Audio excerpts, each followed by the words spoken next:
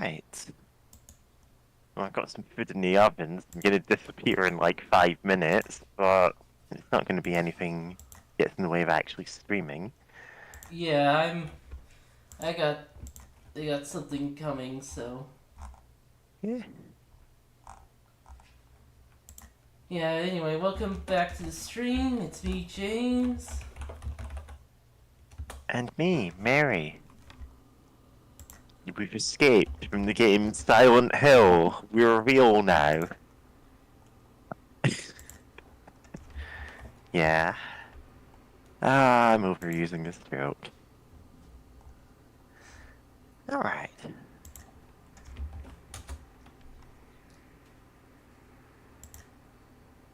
James, honey, did something happen to you? After we got separated in that long hallway? Are you confusing me with someone else?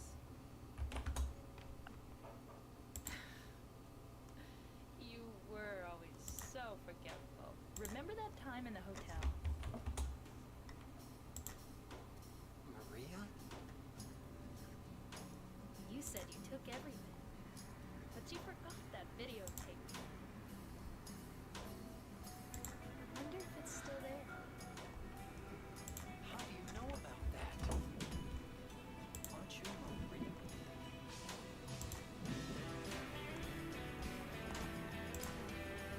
Right, yeah, I keep forgetting you're not on Blue Sky, or if you are, I don't know what your Blue Sky is.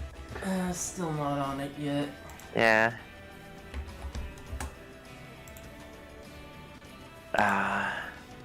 Wizard, James, Mason, Pity, Herder, and me. Are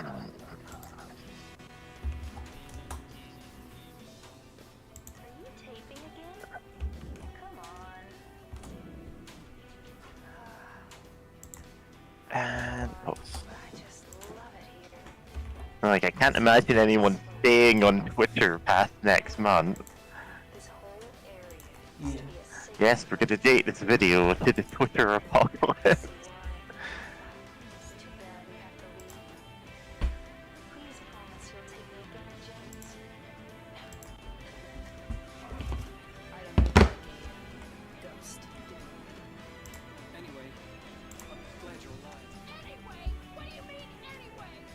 You don't sound very happy to Also, after you beat the game once, these are Why didn't you try to voiced. save me? All you care about is that dead God, I got you on like 50% volume here. I need to turn you up a bit. Like that stupid dog. Alright. It's a stupid dog. You can't just kill someone because of the way they looked at you. I don't know. Maybe I did. What's a little girl like you doing here anyway? Are you blind or something? Oh, it's you.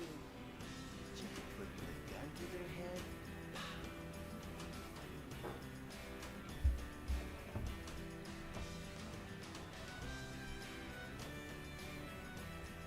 I am. Do you want me to be?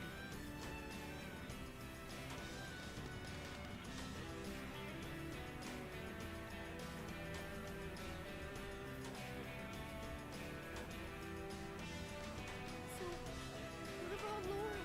Did you find her? Yeah, but she ran away. We've got to find her.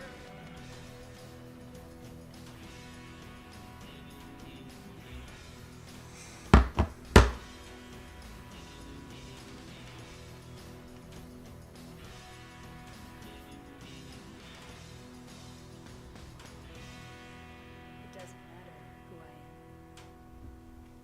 I'm here for you, James. See?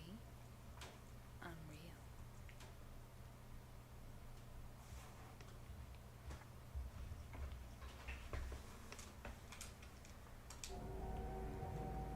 Okay. Hey, you gonna go get my food in the oven? Yeah.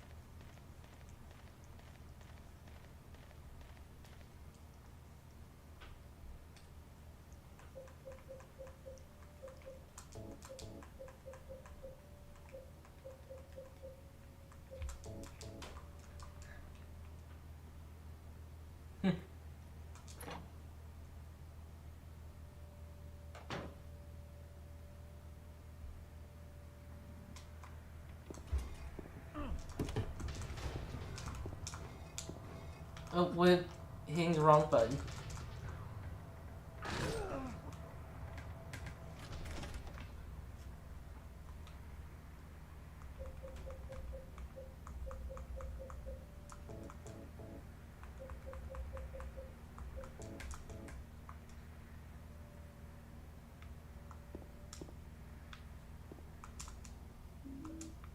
More rifle shells.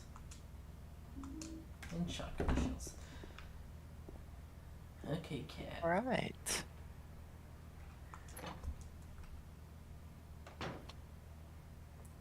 Also, yes, all those models in the room, they're of James.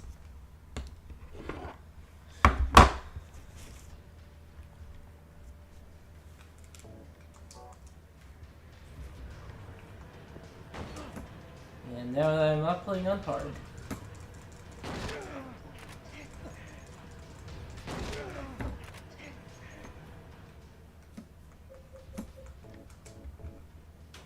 Hey, careful, kitty.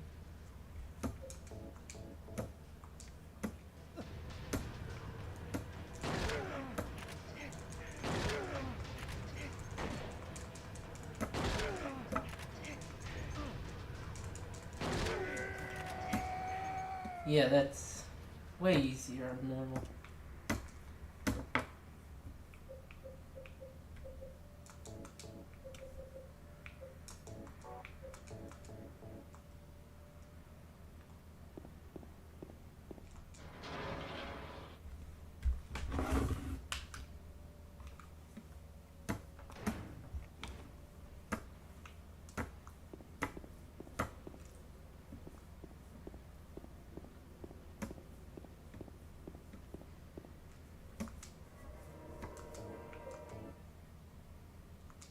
Save completed. And one more thing to do. Not get on the boat just yet.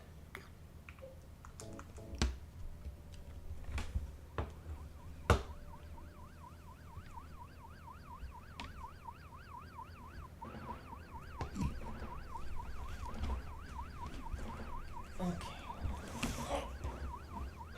Alright, aliens.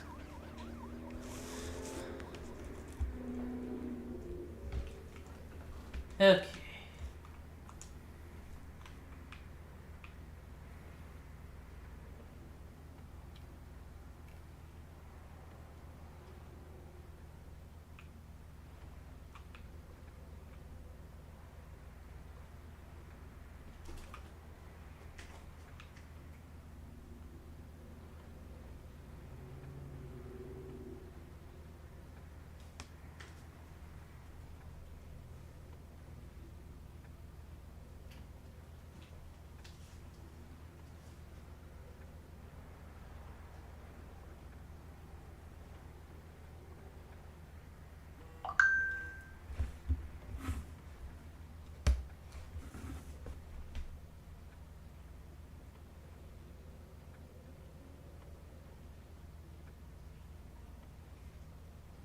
And this again.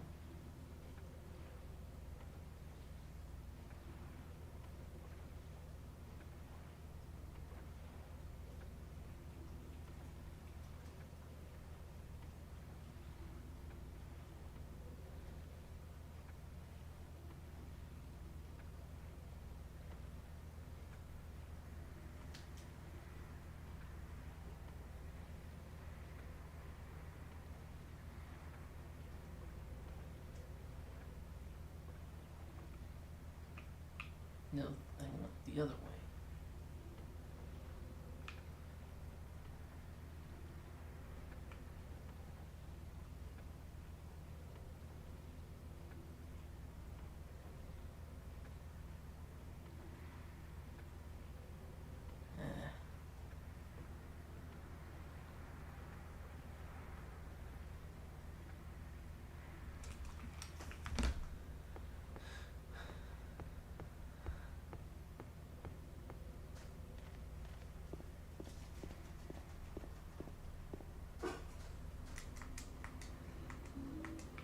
Mermaid music box.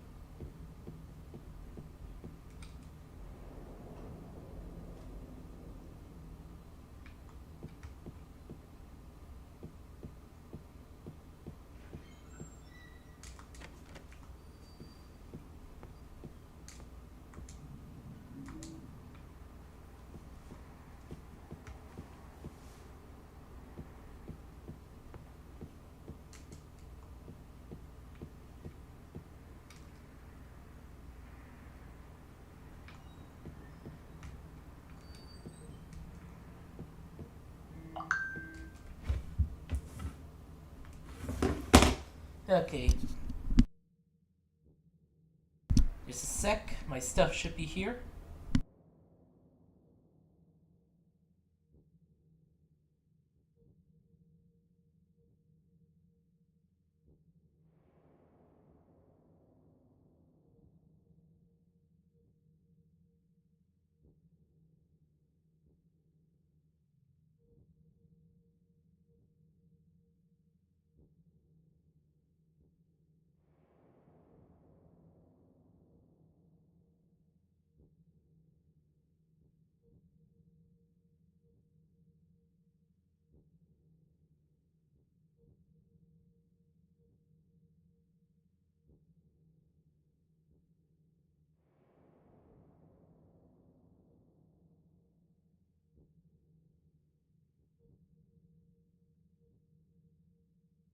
Alright, I don't have the Steam chat open. Huh. We don't usually have anyone in the stream chat, but you know. Pays to be observant. There.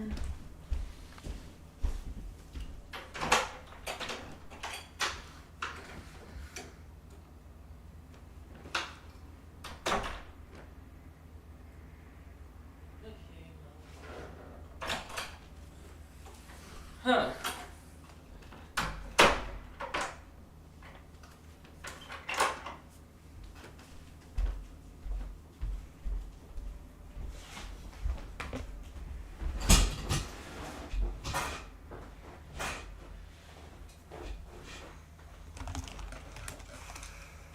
Well.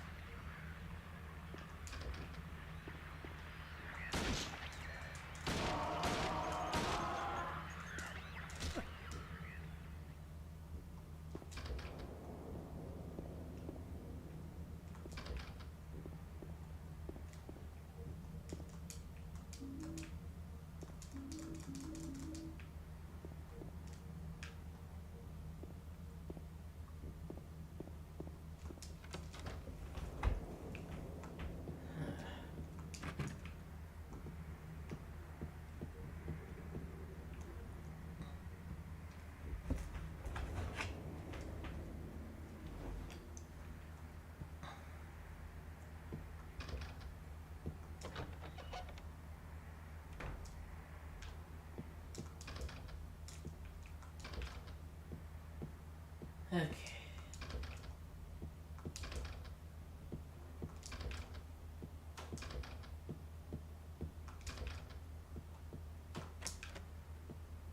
Okay.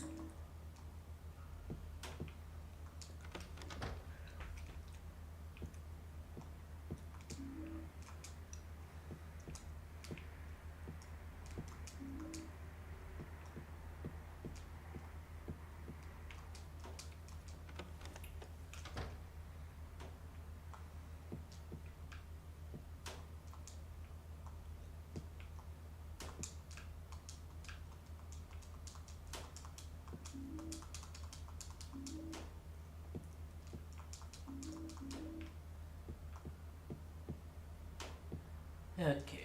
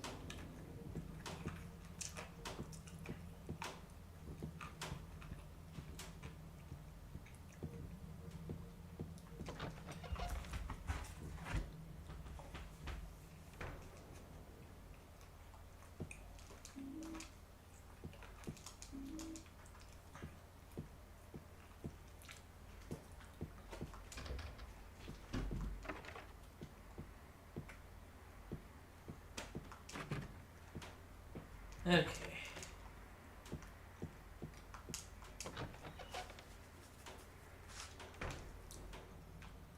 Okay, that's everywhere we can go before enemies spawn.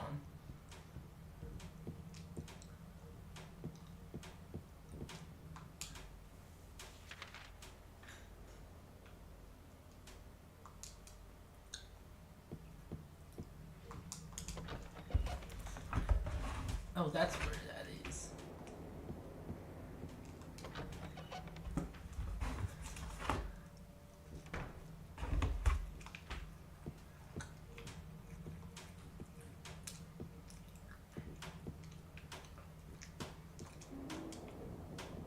The fish key.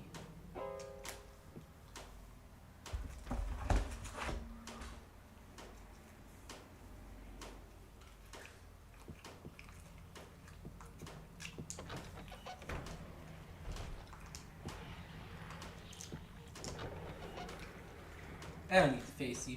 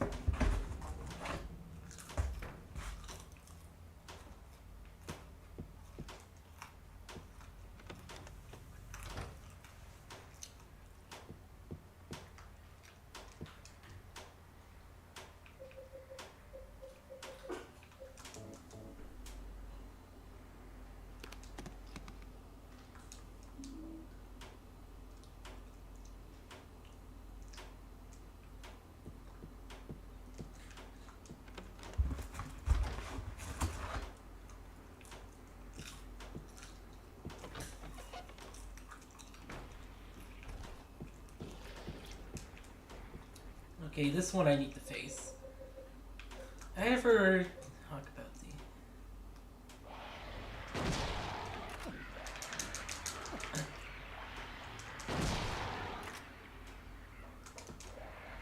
Right, these are like the abstract daddies. It's the hat.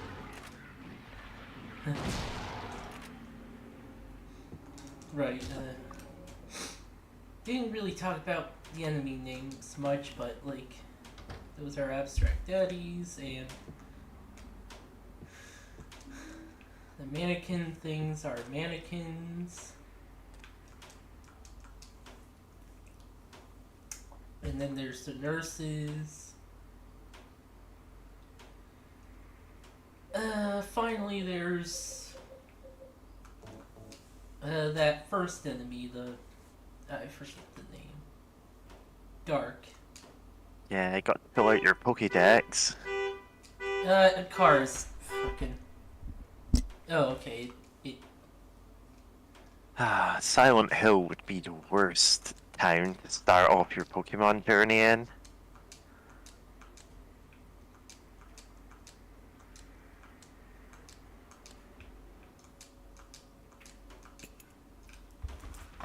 Dark, like a certain wizard, James Mason.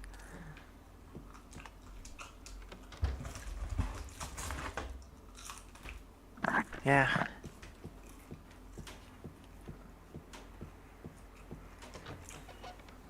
But yeah, every one of the enemies have like clear symbolism to them.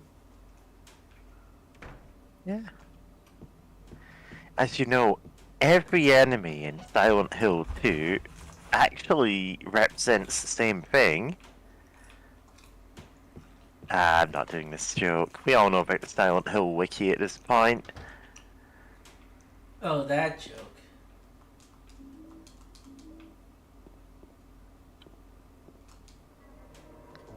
You know what? For those not in the know, it's the Silent Hill 2 wiki that has one editor who insists every enemy represents circumcision, and he's clearly projecting some of his own issues on it. It was Silent Hill 4. Yeah. It wouldn't surprise me if he just went back and went, oh yeah, all of them.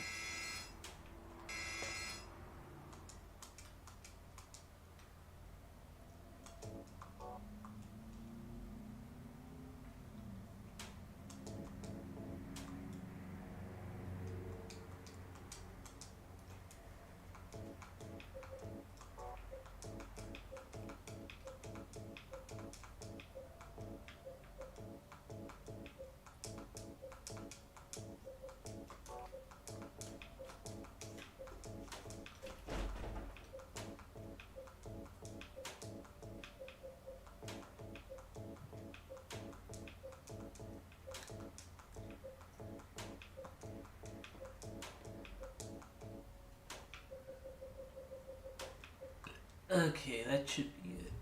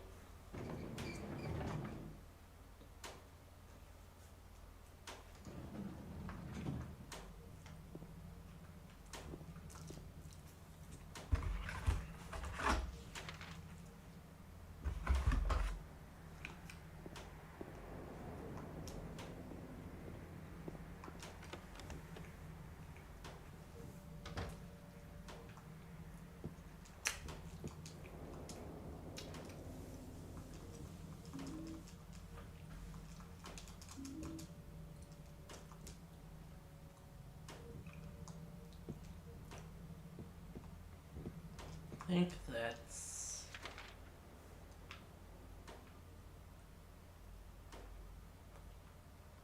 kitchen, refrigerator, freezer. There. Okay.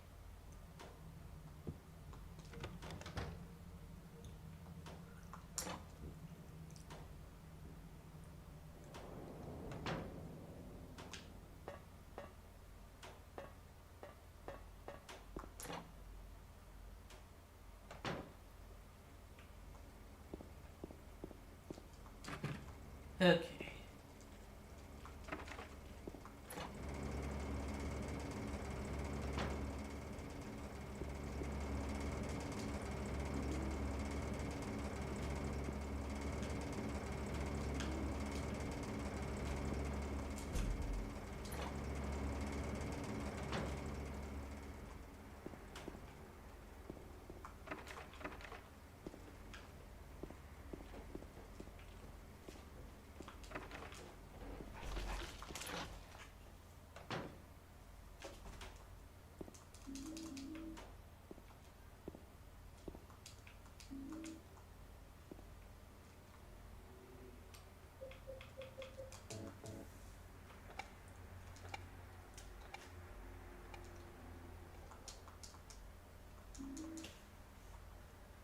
Let me see.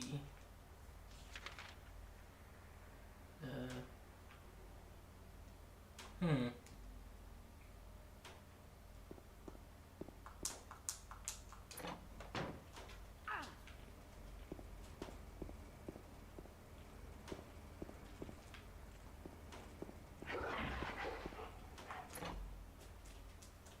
Oh, didn't know they made that sound. Yeah, they do. Enemies do represent, like,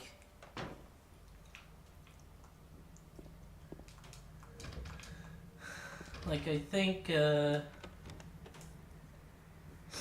like the mannequins and the nurses represents, like when Mary was sick, James was, like, looking at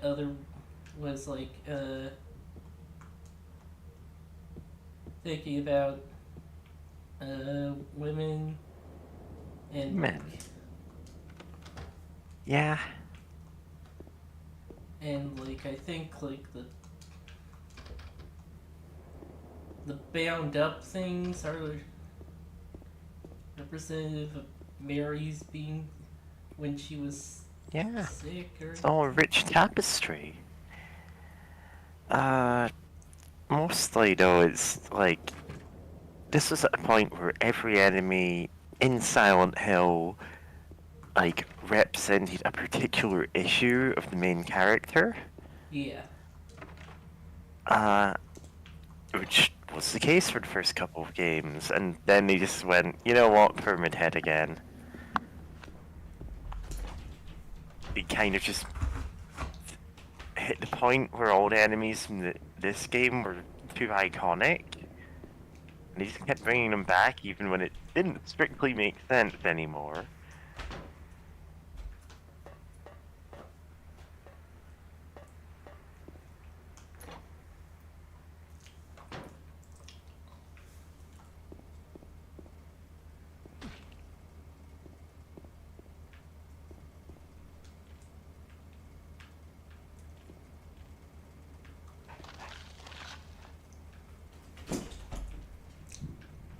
Alright, come on, come on. Move. Yes.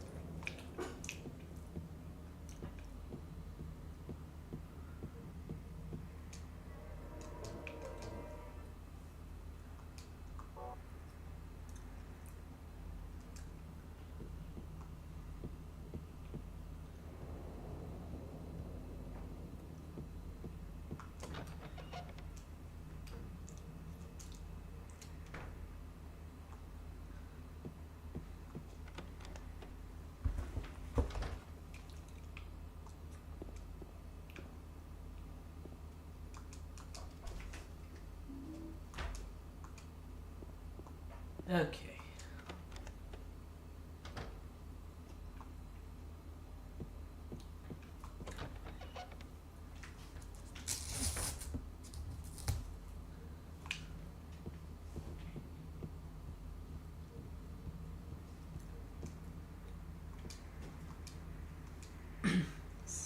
Seat of the princess who fled midnight.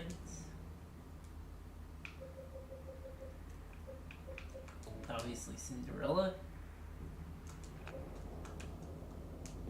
Let's see. Seat of the princess who awoke from death. Snow White.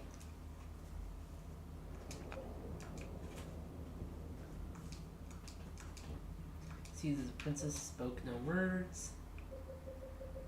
Little Mermaid.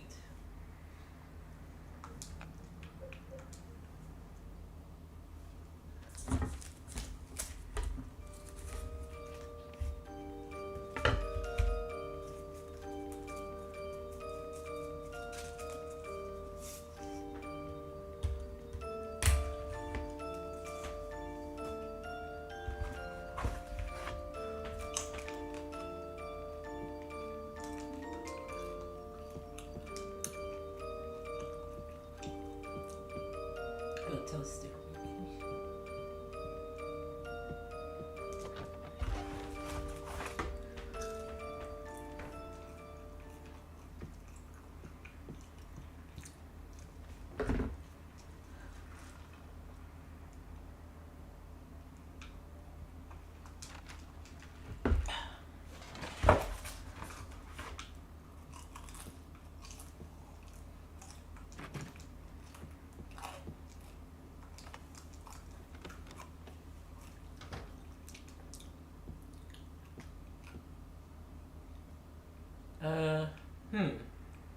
Thought there was a save point in here.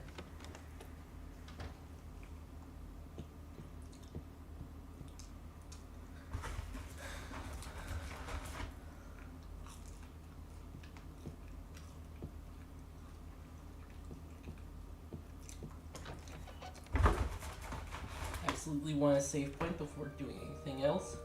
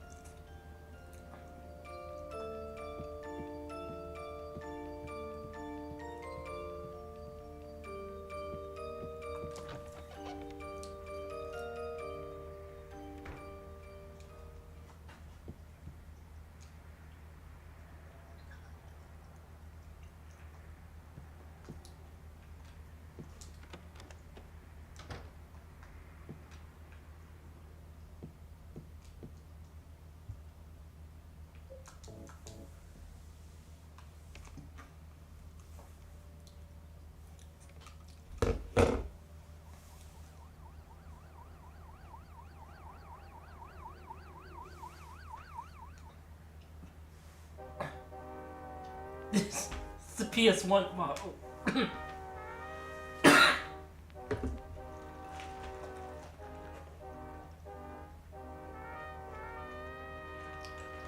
Of course he's saying that.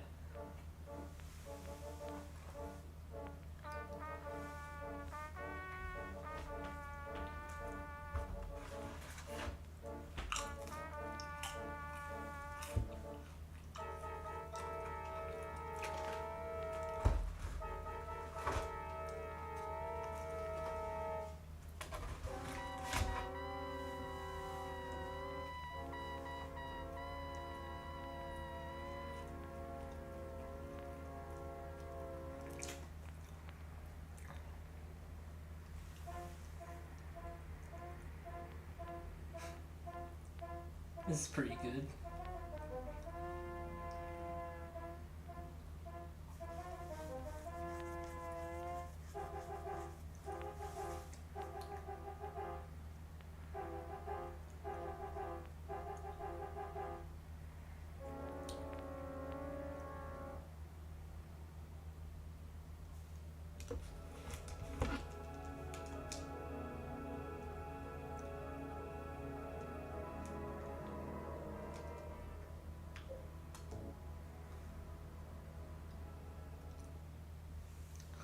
Yeah,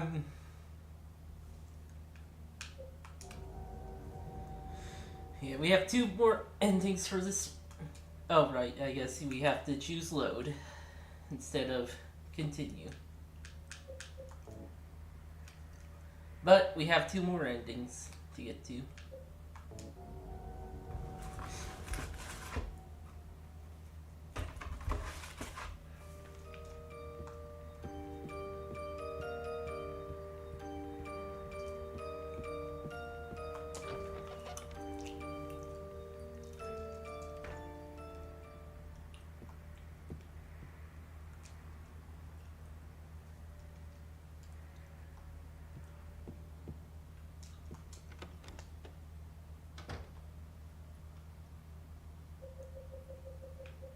Oh, there it is.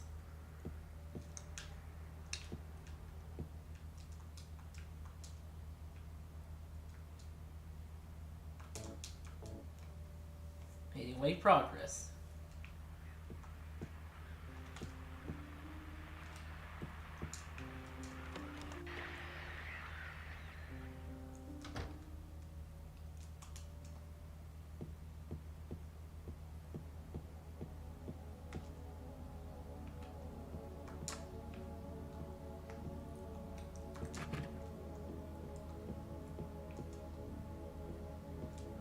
Oh, here's the save point.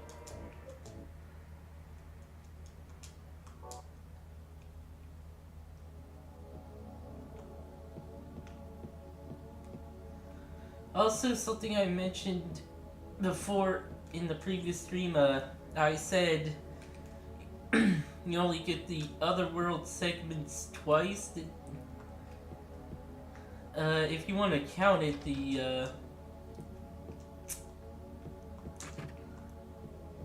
the part where you go to like the bottom of the historical society could, I guess, count as an Otherworld segment.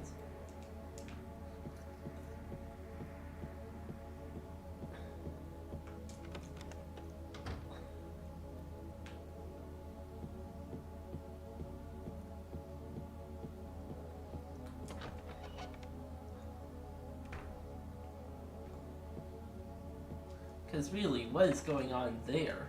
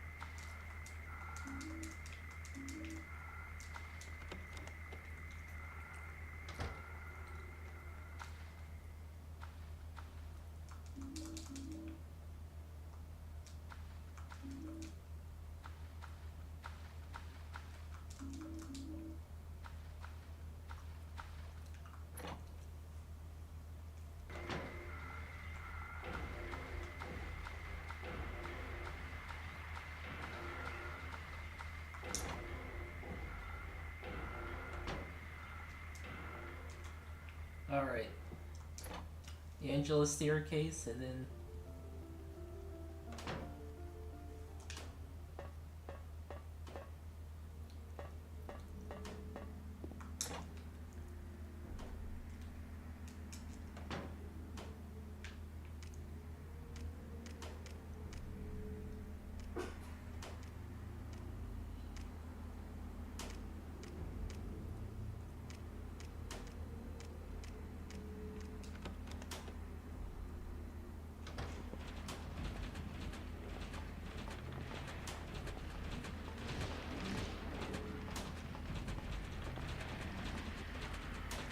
Yeah, Angela's staircase is pretty interesting because she says, for me, it's always been like this.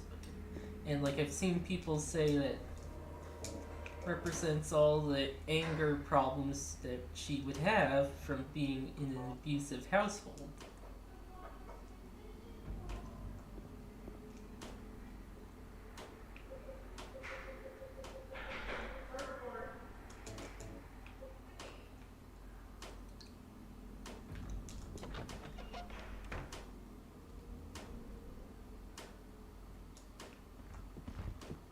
Okay, this one way easier since we're playing on normal.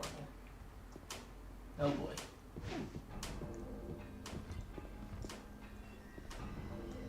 Not nearly as fast.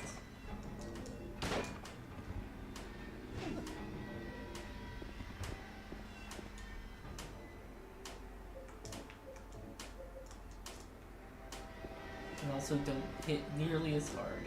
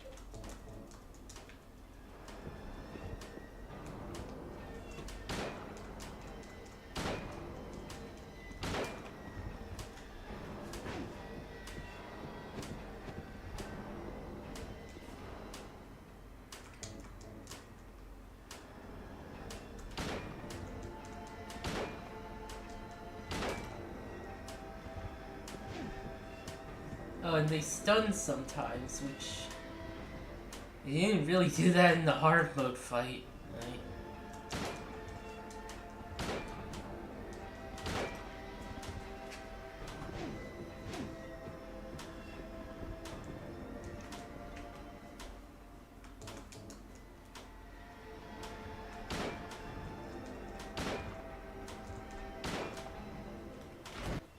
Alright. Rust-colored egg and scarlet egg.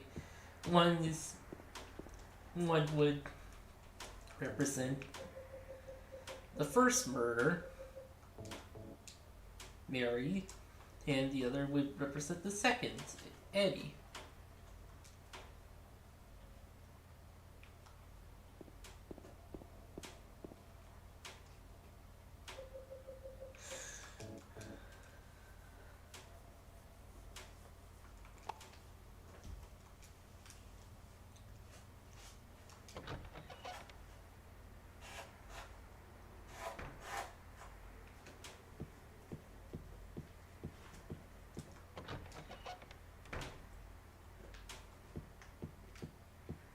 This hallway conversation actually affects two endings.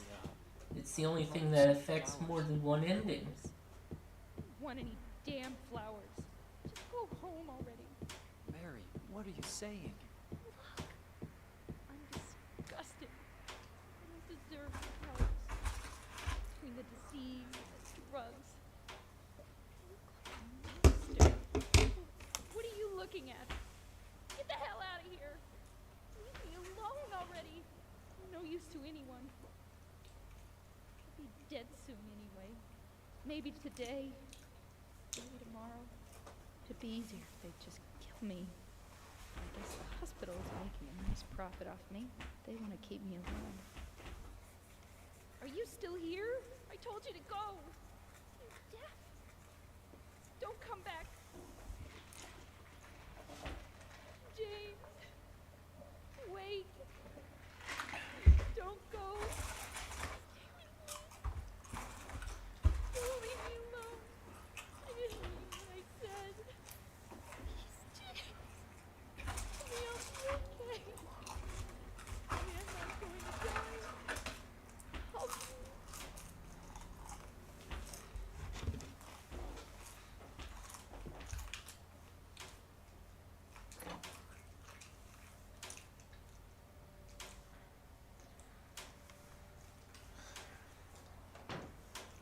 The last thing I've been doing throughout this playthrough is keeping my health low enough to cause my controller to vibrate at least.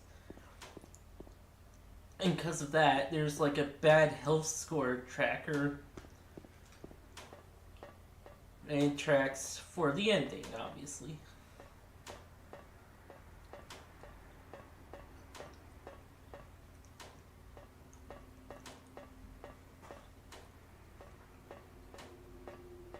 So the conversation before should be different. It's different for each ending.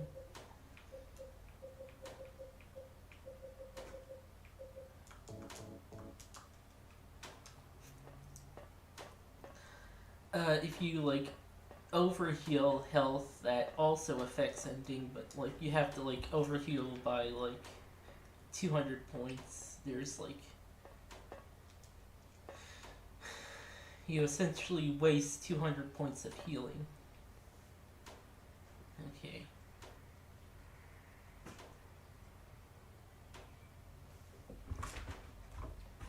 Mary?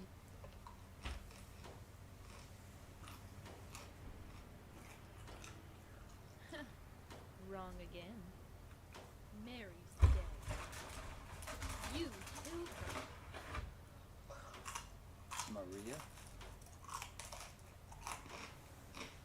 Maria, I'm done with you. What do you mean? But I can be yours. I'll be here for you forever. And I'll never yell at you or make you feel bad. That's what you wanted. Now I understand. The problem is, you're not married. No, James. I won't let you.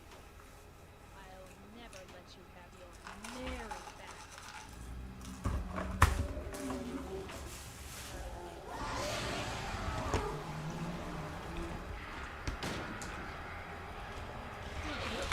Oh.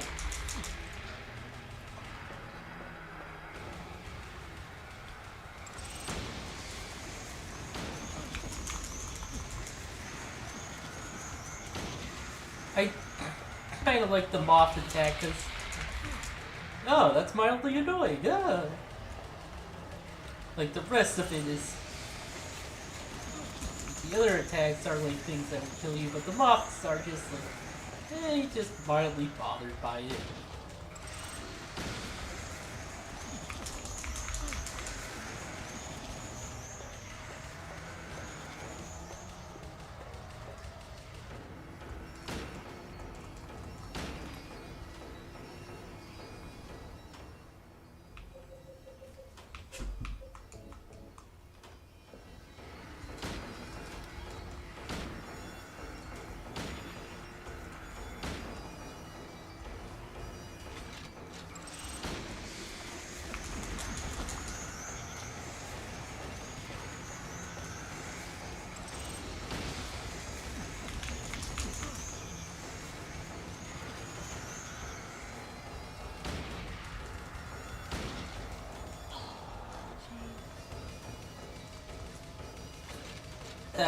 Of course. Alright, now for the ending.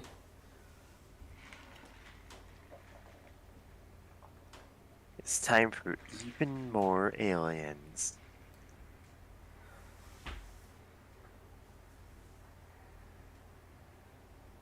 Mary?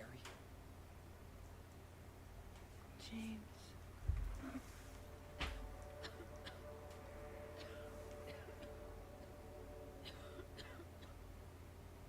Forgive me. I told you that I wanted to die, James. I wanted the pain to end.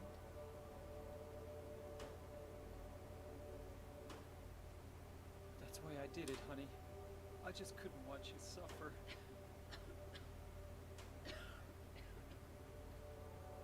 No. That's not the whole truth. You also said that you didn't want to die. The truth is, part of me hated you for taking away my life. You kill me, and you're suffering for it. It's enough, James.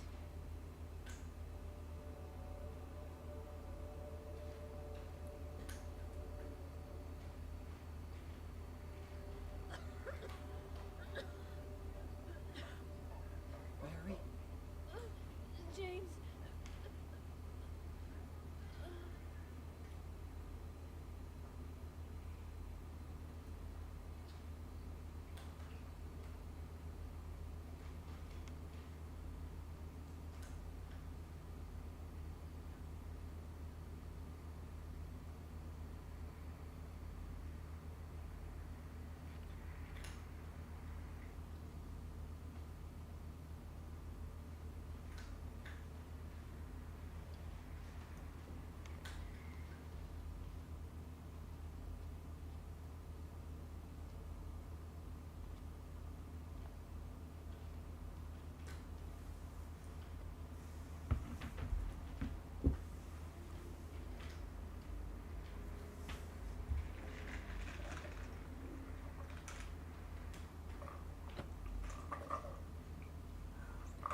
Now I understand the real reason I came to this town.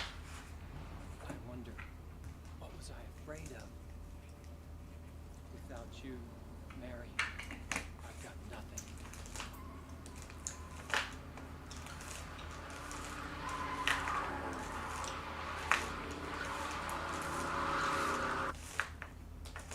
Now we can be together.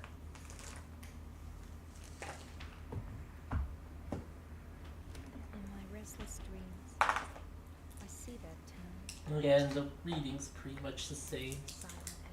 This is known as the in water ending. You promised you'd take me there again someday, but you never did. Well, I'm alone there now, in our special place,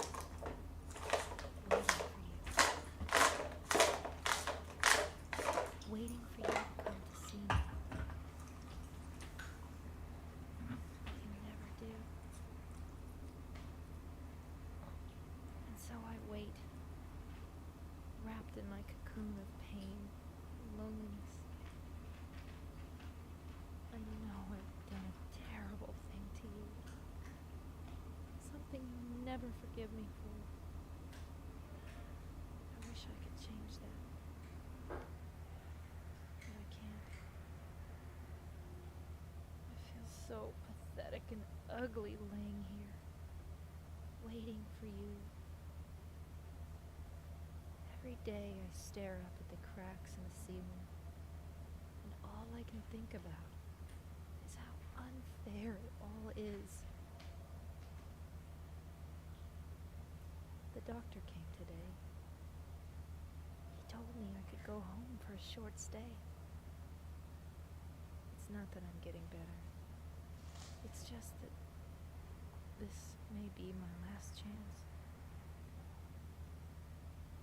I think you know what I mean. Even so, I'm glad to be coming home. I've missed you terribly. I'm afraid, James.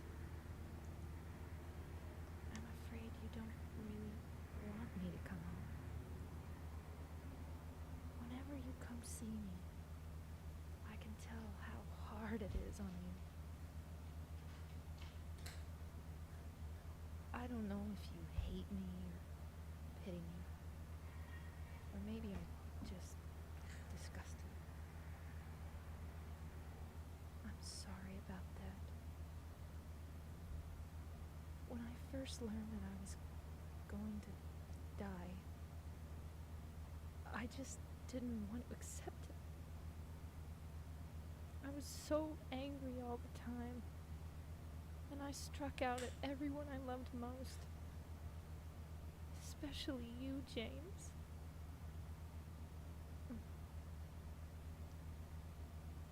That's why I understand if you do hate me. But I want you to know this, James. I'll always love you. Even though our life together had to end like this, I still wouldn't trade it for the world. We had some wonderful years together. Well, this letter has gone on too long, so I'll say goodbye. I told the nurse to give this to you after I'm gone. That means that as you read this, I'm already dead. I can't tell you to remember me, but I can't bear for you to forget me. These last few years since I became ill, I am so sorry for what I did to you, did to us. You've given me so much, and I haven't been able to return a single thing. That's why I want you to live for yourself now. Do what's best for you, James.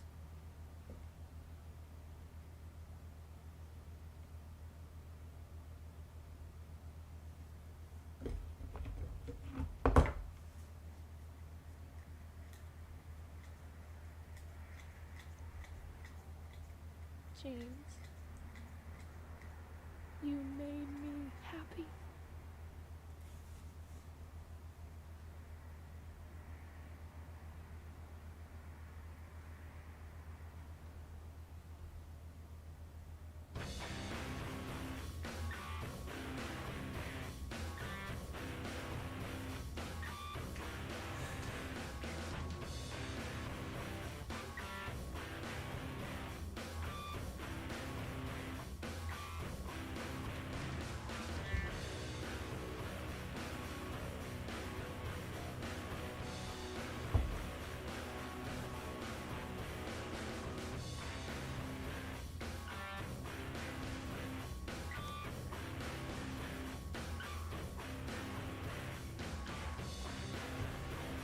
Yeah, that song, or this music, I think is different from the previous ending we got. The previous normal ending we got.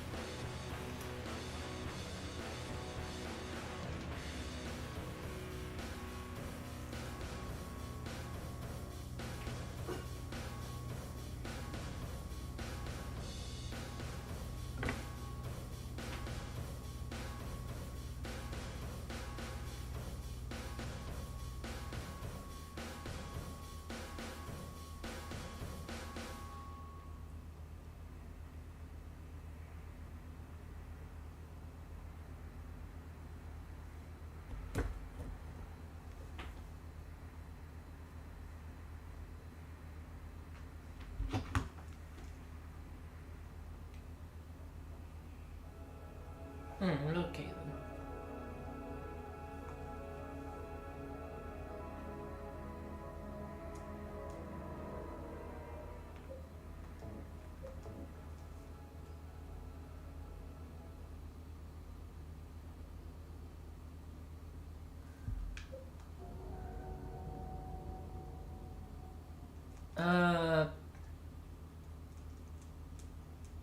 Wait.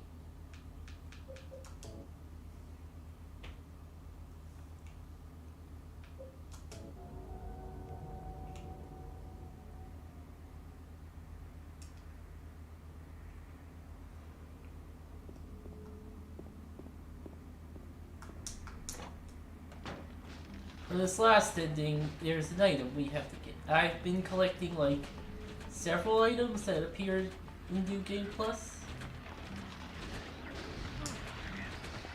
And if you get all of them, you get that ending automatically.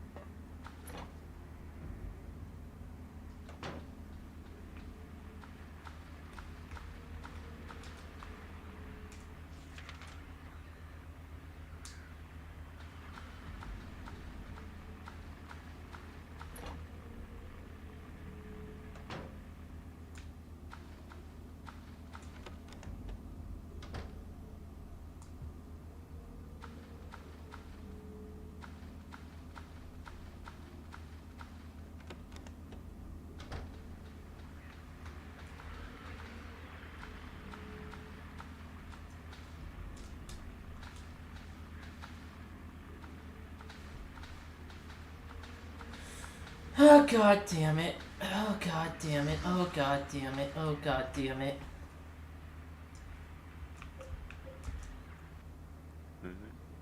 What's gone wrong now?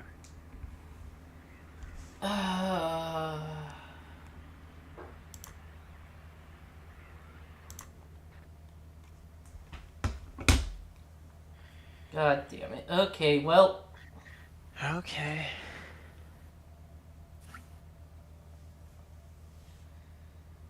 that's okay. I could just...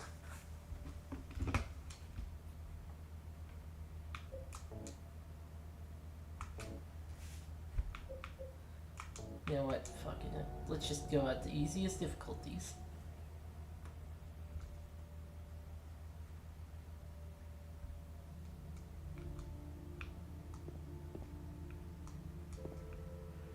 Don't need that. Anyway.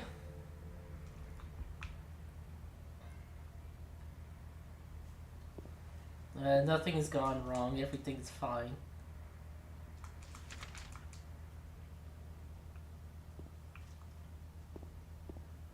Going for the last endings now.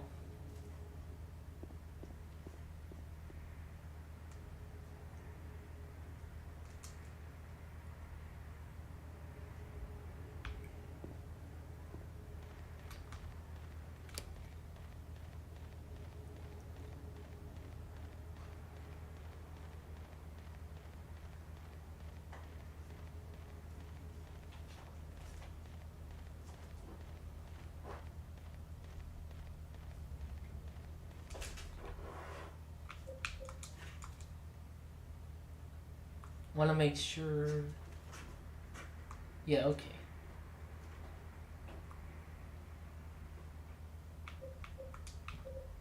Let's change it to violet. Why not?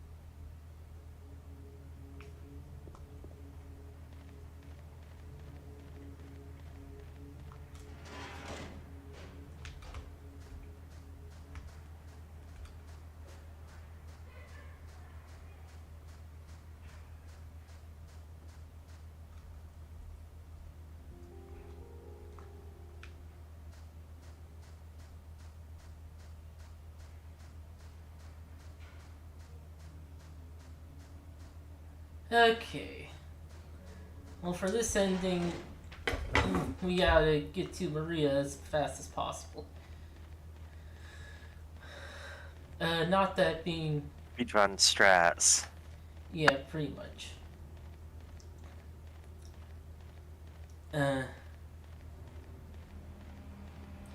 Only starts tracking stuff involving Maria when we get to her. So...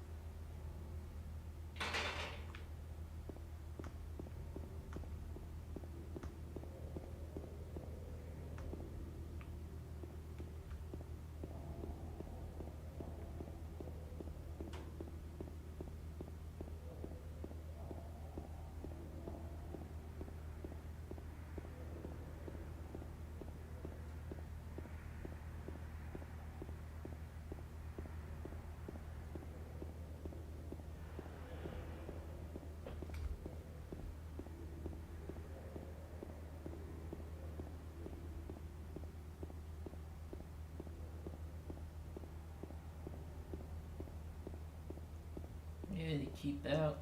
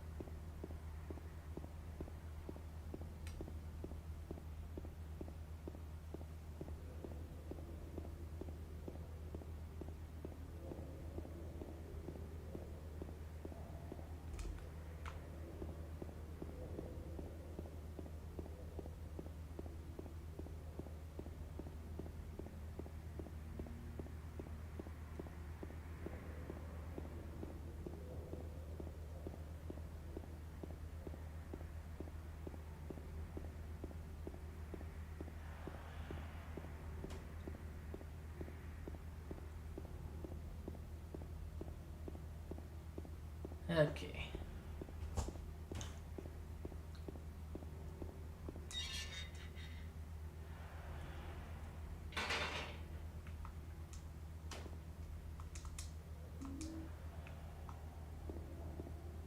The second one, which is over here. And then save.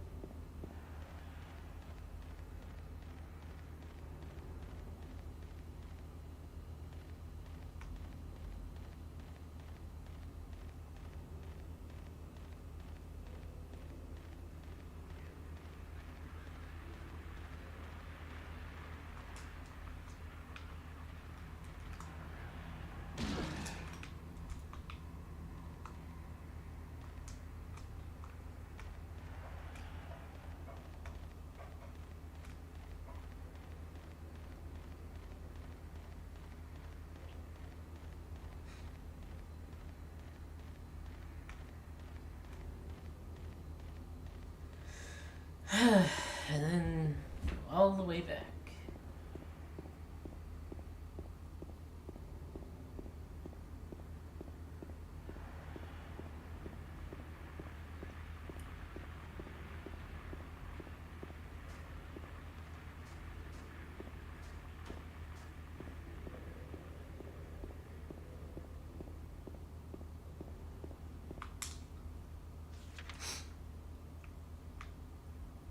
go Martin Street and then Neely's Bar. Then... Or no way, Neely's Bar is supposed to point me to Martin Street. Yeah, that's it.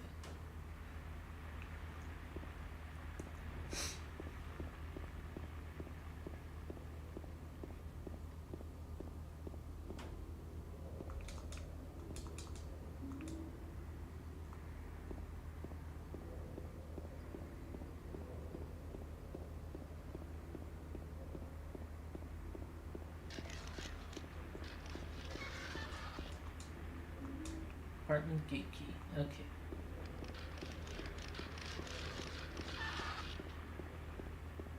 Okay. Making good progress so far.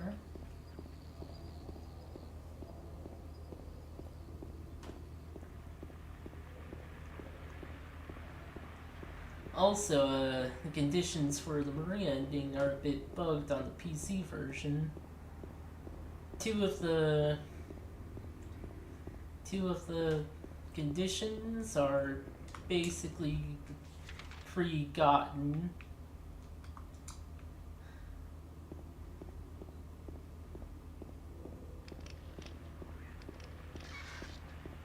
Granted, you could still get the other endings if you knew what you were doing.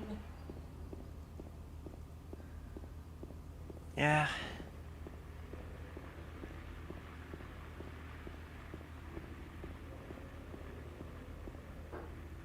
Okay. Oh yeah, the bound up things are called lying figures. Uh-huh.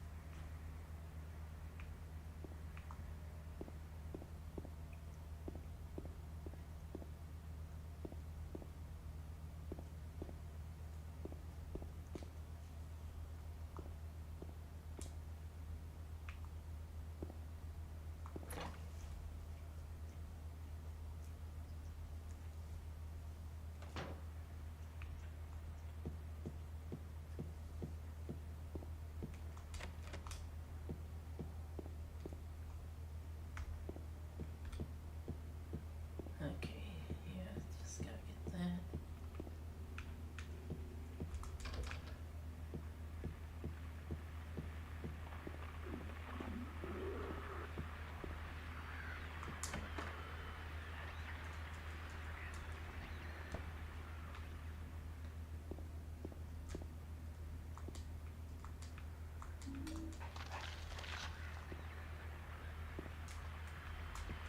Wonder if the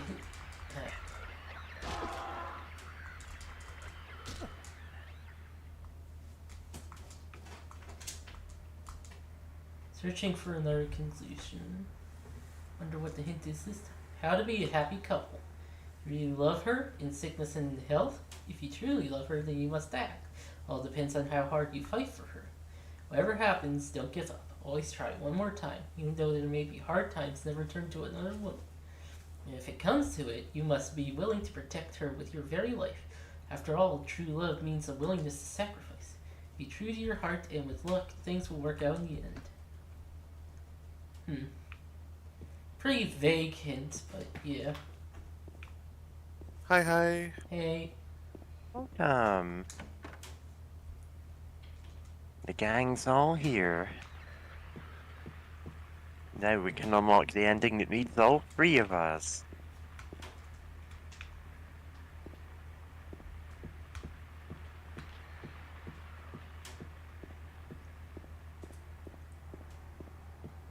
Not entirely sure if I need to come here first for events to trigger properly, Mm-hmm. but I'm gonna check. What are you doing now? Getting Or it should say, what are you gunning for?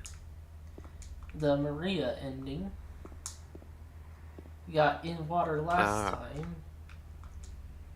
Oh, I really, yeah. When I watched Voidworker LP this game, that was the ending she got, and it was like, God, it's really good. Yeah. What if, what if video games are good? It's great. Yeah.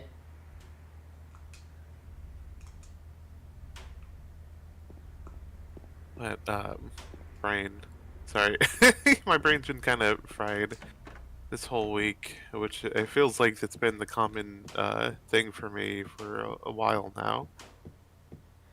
Oh, I understand That- that. But yeah. Also, sorry, I'm just now thinking about since you've been through an ending, I don't feel bad saying um, the Akimbo Dynamite Club ending is just James Mason, not you. Like he just meets all three of us, and we just fucking start hitting him with hammers. Yeah.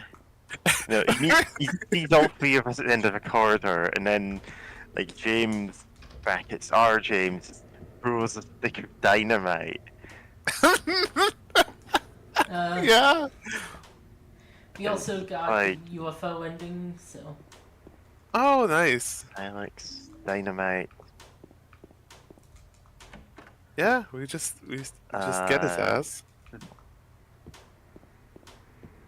It's just this.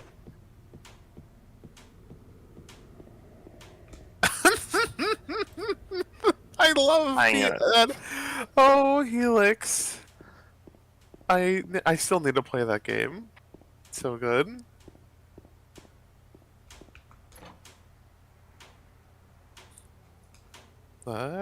Copy link and that to the YouTube chat. Might as well add the other one as well. No. Ah, wrong account. That one does.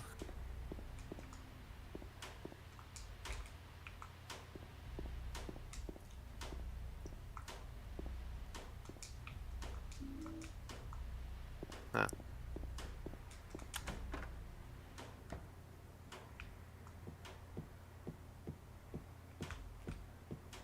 Alright.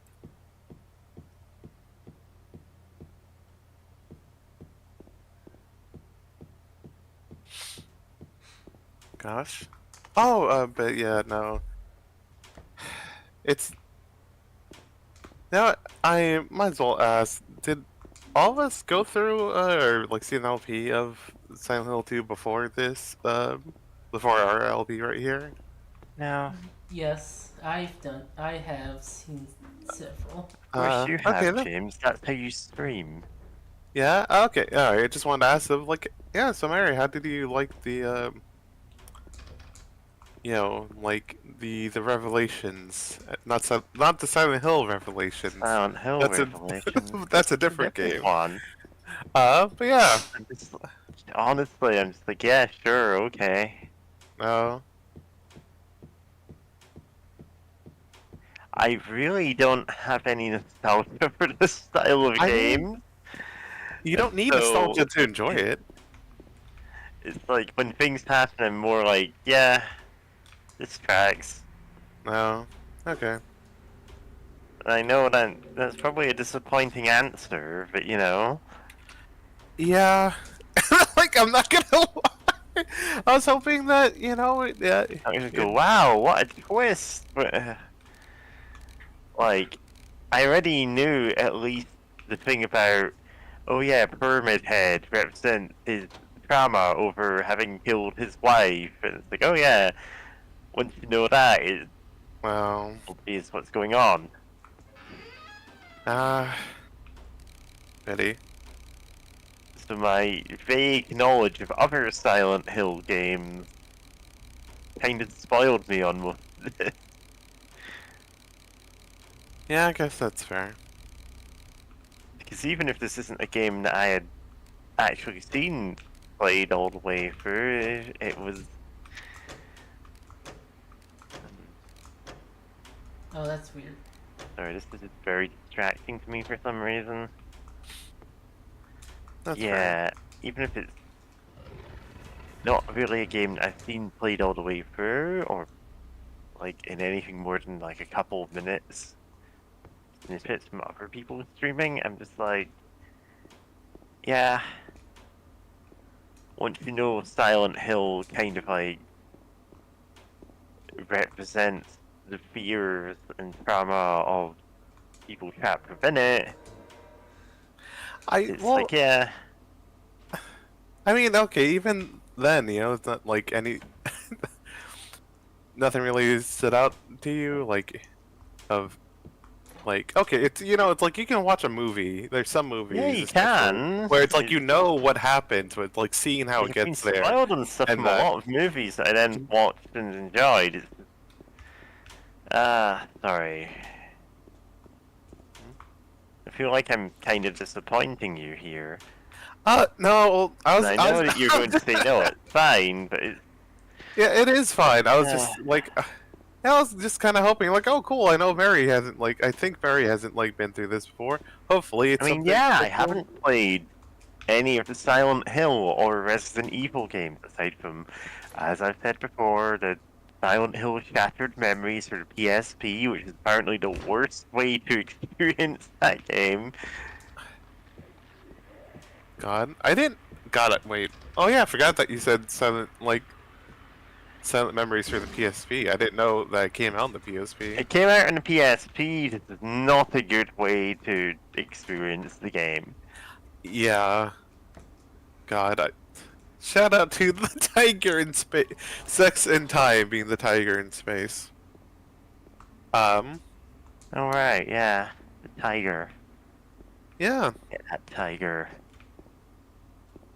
I can't believe the Travis touchdown is a part of the Silent Hill myth.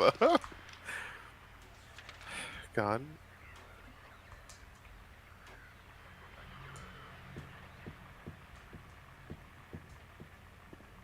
Yeah. No, I've been. God. Again, sorry for missing so much of this, and then again, a lot of it has not been by choice.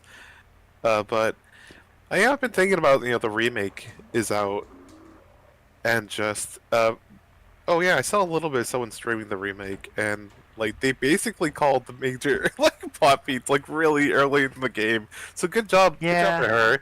But it's like, but like now just seeing it, and it's like, man, I really hate the fact that they took out the static camera for like just the over-the-shoulder camera, because there's parts of it where it's like, oh, this would actually be like, you know, even a little bit tense. You know, this would have a bit tension in it if you had that static camera. Instead, they doing what it replaced does. it with Lakitu, who flies around and like you can adjust it left and right with the shoulder buttons. It was a weird choice. Yeah. But yeah, no, seriously, it's like, man, I guess overall, I'm just, you know, that really upsets me, because people look at older games and think like, well, obviously that was done as a limitation of the times. It's like, no, sometimes it's limitation purpose. breeds creativity, though. So I mean, yeah, but like this is PS2. It wasn't even a limitation. They could have had like an over-the-shoulder camera or something, like Resident Evil 4 did. I doubt, you know, they were, you know, I doubt Capcom was the only ones that figured that out. You know, like, sometimes it's done purposeful, because, you know, there's a lot of parts here in this game where you're like walking down like kind of like a straight path, like like, you know, a path that would just be kind of straight. But then it's like the camera does something funky, and it's like it helps ramp up the tension, or brings your like focus to like something in the distance. It's like, oh snap, right? It's like, oh, you know, this is spooky, this is scary, ooh. And it's like, you know, it's good, it's great.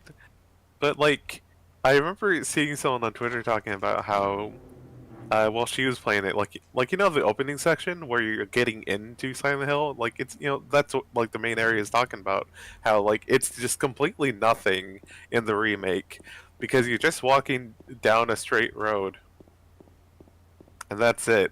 And it's like no, it doesn't really help ramp up the tension or anything. But there are parts in the remake where you stand next to something with a button prompt, and then it shows like a kind of second like person camera view or whatever you'd call it, right? Like a static camera view with like maybe some filters over it, and it's like ooh spooky, and then like that's it, and it's like okay, did did the people remaking this just see the static camera sometimes doing that and go like ooh it's just spooky like hee hee, and like that's all it meant to them.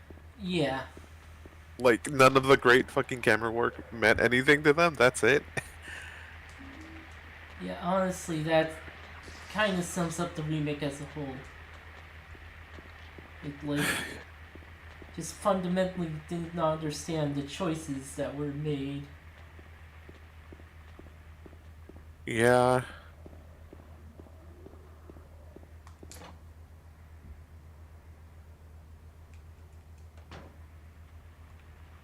God. I'm also thinking that the remake has like I think like $20 DLC that includes just having the James Mason wearing a shitty cardboard pyramid head like helmet. Which is like if anything, right? I mean, it still wouldn't be worth 20 whole like dollars, or it wouldn't be worth anything. But like, I mean, I don't know how but they like, got that on me. yeah, but I mean, like, if anything, I mean, for the gag, why not just have, you know, uh, James wear like a traffic cone or something, or like, Phone had VLC media player. oh shit, the VLC media players, like, It's like you're haunted by the trauma of not using VLC media player. Hell. Like you're just using the built-in Windows media player, yeah, and that's why like traffic cone head is facing you to get you to change. yeah, And you have to God. admit that in the ending. Actually, Yeah. maybe this is better. Yeah. Sorry, I just now remembered the music during the ending, or like and fucking love the sound design in this. That said, a quick tangent from a tangent. Shout out to the little like cockroaches on the squeaky tricycles or whatever. I still love their sound. What was up with that? I love it, but it still boggles my mind.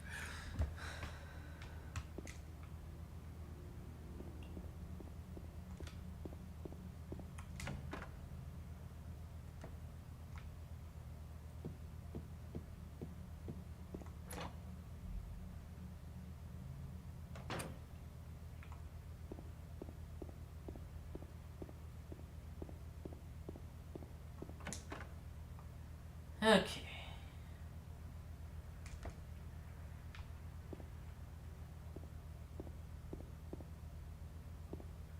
Man.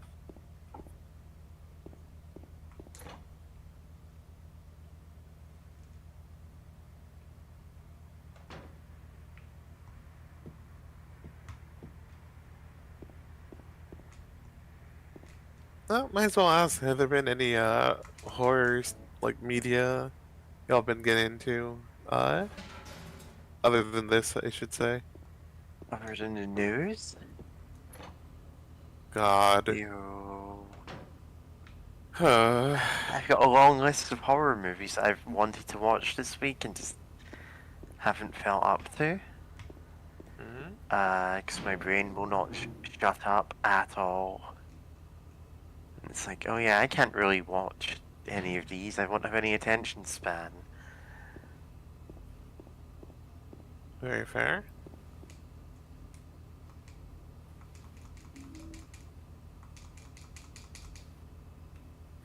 Like I had multiple songs stuck in my head like at the same time earlier, which not fun.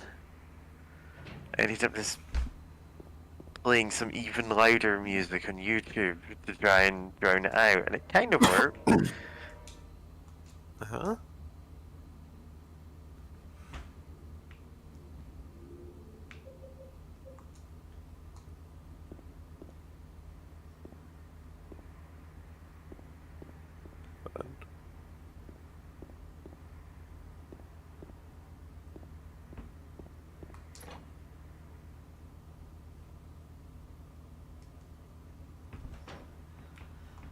No, I guess, well, I'm thinking about it. Kind of bonkers seeing so many people on Blue Sky now, of all things.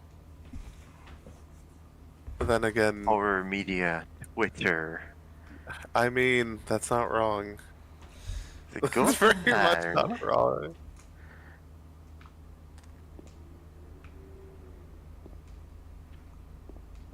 But, like, I need oh yeah, to the get the terrible wallet this toilet. time.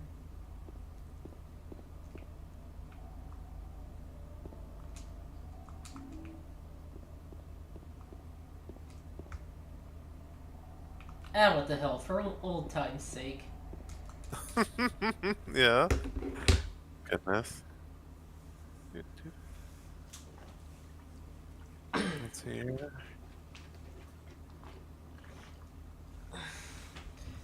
But it is an optional puzzle, so. Yeah. I guess I should just now think more of like recently been still playing some more Warframe. I need to focus some other stuff.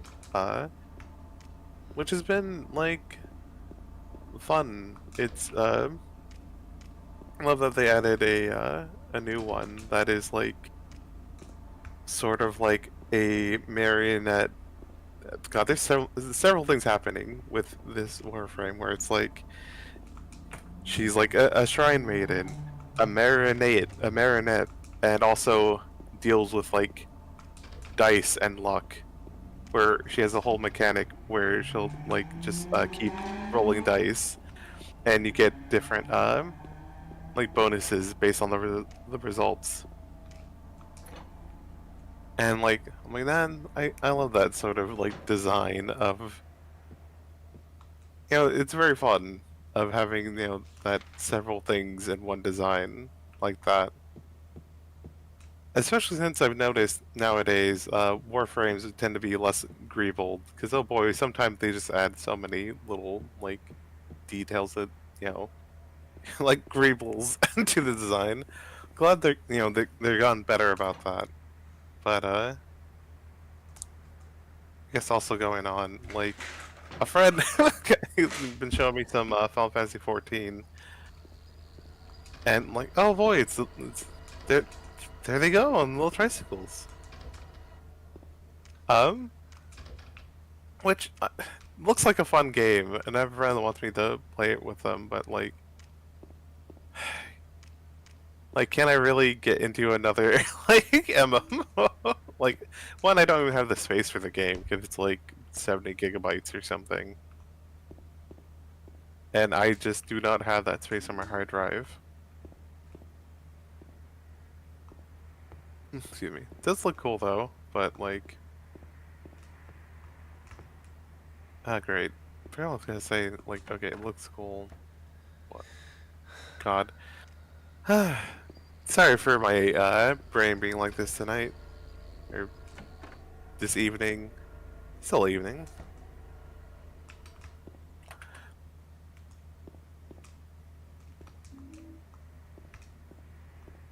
But yeah, great. There's something I was going with this. Ah,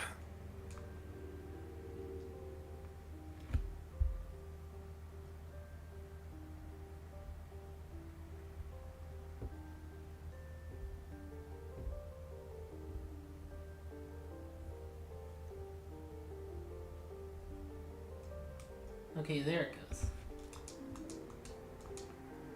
don't know why it takes a few extra seconds for that scene.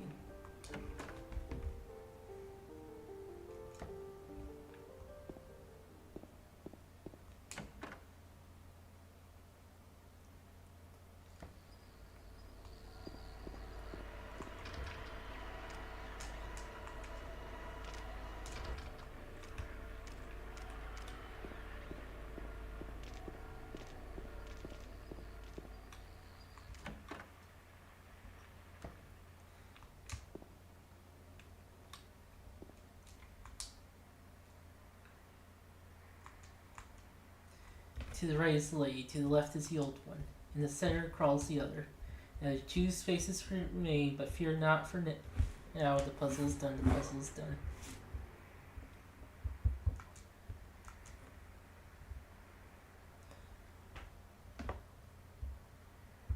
Well, Oh, does this ever change, by the way? yes, this puzzle changes. Ah, okay. Fascinating. We're doing the easy difficulty puzzles. Ah, okay.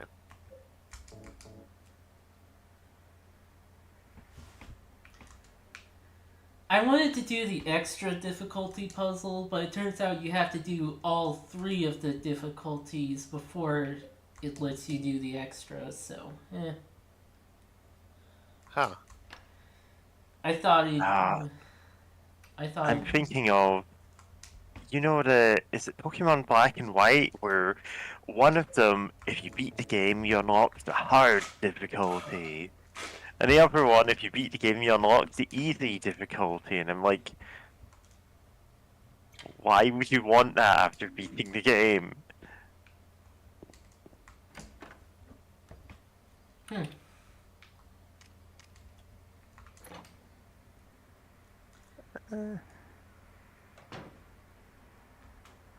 I mean, like, you know, that's been kind of a classic of replayability of, like, you know, just like, you know, want to come back to it at some other point, like with a better challenge.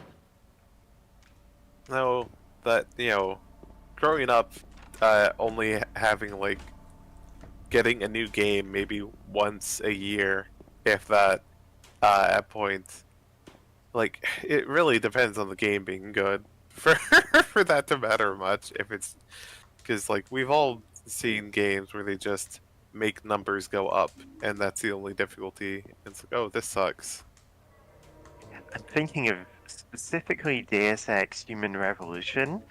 The difference between the easiest difficulty and the hardest difficulty is just that all enemies have 10 times as many hit points. No other differences. No AI changes.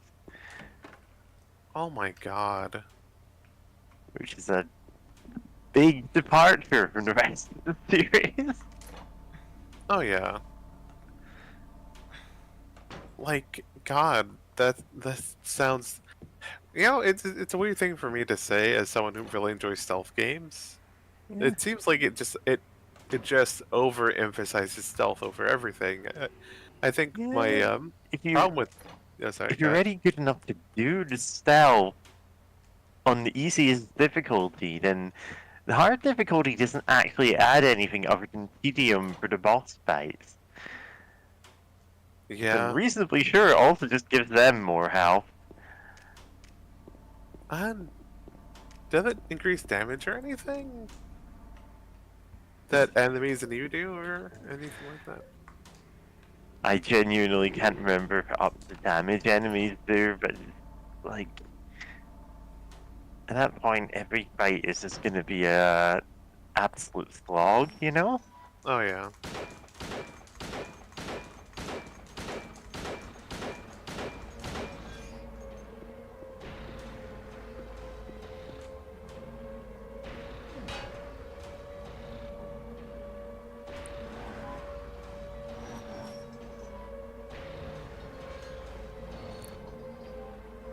Gone. You know what? Shout out to the Halo series. I haven't played 4 or 5, but like up to, like, you know, I know for a fact that all like the the main Halo games. Okay, I say main, but I'm also including ODST and Halo Reach. Like they, every difficulty like does actually change things around in various useful, like not useful, but various actually interesting ways, like in enemy groupings that you'll see like early on or throughout the game. That just really make it feel like a fun to play, fun to play in the, a fun challenge, like, and the different difficulties. That said, if you ever play Halo 3, I wholeheartedly recommend just playing, not Legendary, the one below it, Heroic? Yeah. Because that one, it feels like really interesting and like challenging. Like, okay, I have to be smart about this. I literally can't afford to just mess around. I have to like actually use my brain to get around this. While Legendary, I feel like there's parts where it's like they kind of just throw in a whole bunch of extra snipers. Like, Yeah, that's a huge thing with 2, apparently. yeah, like unfortunately, like it does feel like in Legendary things just can kind of get a bit too much, like a bit too overtuned, like for the difficulty, which is a big shame. But yeah, like it actually feels good in 3 because it's like, oh, you actually had to play smart and use all your tools, and it feels good. Well, Legendary, if you're playing it solo, just it just feels so rough. Alright, now we gotta spend quite a bit of time with Maria. Like, How? No, I remember you. You said... Not small tangent. I remember I was like talking about the various endings in our little group chat, and you're like, oh, I forgot to watch the video, but it's like, oh yeah, it's. I remember you mentioning, oh yeah, you can just load a save and like do some stuff and get the different endings. It's actually not that big of a deal if you know what you're doing. Was that actually the case, or are we just doing speedrun strats overall to get through the different endings? it's sort of the case. I was a huge idiot and fucked up getting one of the endings. Ah, okay. That's fair. It happens.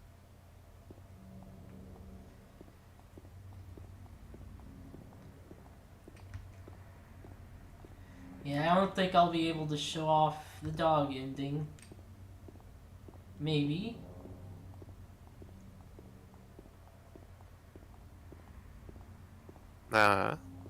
Hopefully. That'd be cool.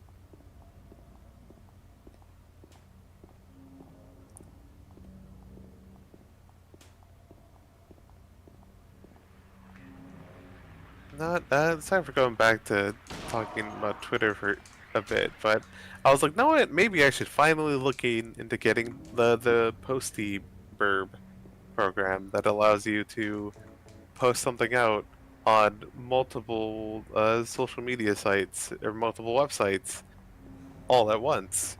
Like, hey, maybe that'd be smart instead of having to log in, having to have like a bunch of tabs open and just copying and pasting. Like, hey, I'm planning on going live with some game in like an hour, or like, hey, I'm currently live, and like having to just do all that. And for Blue Sky is pretty easy. Tumblr, you can just Damn. Yeah, so the Log in reason there. I don't do that is, like, there are specific words you can say on Twitter that will just get you swarmed by bots. And I'm like, I don't want to deal with that. Oh, what? If you say the word stream, you get, oh, here's how to promote Oh, your yeah. stream. Yeah, I do. I have gotten a few of those in the past, but Yeah. You're just Oh, not but I allowed meant- to mention that again. Sorry, go ahead. Oh no, like sorry. I was gonna say, I was trying to for the Postyburb program. I was trying to like, okay, how do I add my Twitter account to this? And apparently, I would have to make my account into a like developer account, and it's this whole thing, and it tries to get you like, and while you're doing it, like Twitter tries to get you to get like the paid version, which can be like $100 like a month or some shit. And I'm like, no. I'm like, okay, there's a free option, but I was like, do I really want to go all through all this effort for Twitter? Just to add Twitter to Yeah, this? Twitter's just not going to be around in a couple of weeks. That's what it kind of feels like. The thing Like, is, if like, we've all said this their- before, but it feels very final now. Yeah, especially since, with the whole Brazil thing, right? Like Brazil's like, hey, your website, like, you're getting people like, very like what was it? Like, I remember people talking about like, due to its ties with like the far right and shit, and it's like, hey, we don't want this site on like Brazil, and then like breaking Brazilian laws, having to pay millions of dollars in fines, Having and to pay then Brazilian dollars. having to pay $1 Brazilian, and then fixing the thing, and then apparently it immediately also Immediately broken- breaking more laws, yeah. And it's like, and an important thing to remember about Brazil is that Brazil is one of the most populous countries on the planet. So not having your website available in Brazil is a pretty big deal, actually. Which is probably why Twitter decided to like actually follow through with what Brazil like told them to, so that it would get back up on there. Because I know that kind of surprised me, because I thought Elon would just be, just be like, Oh yeah, I can get by without them. Yeah. But then like, oh no, I do need Brazil actually. That's me. It's you.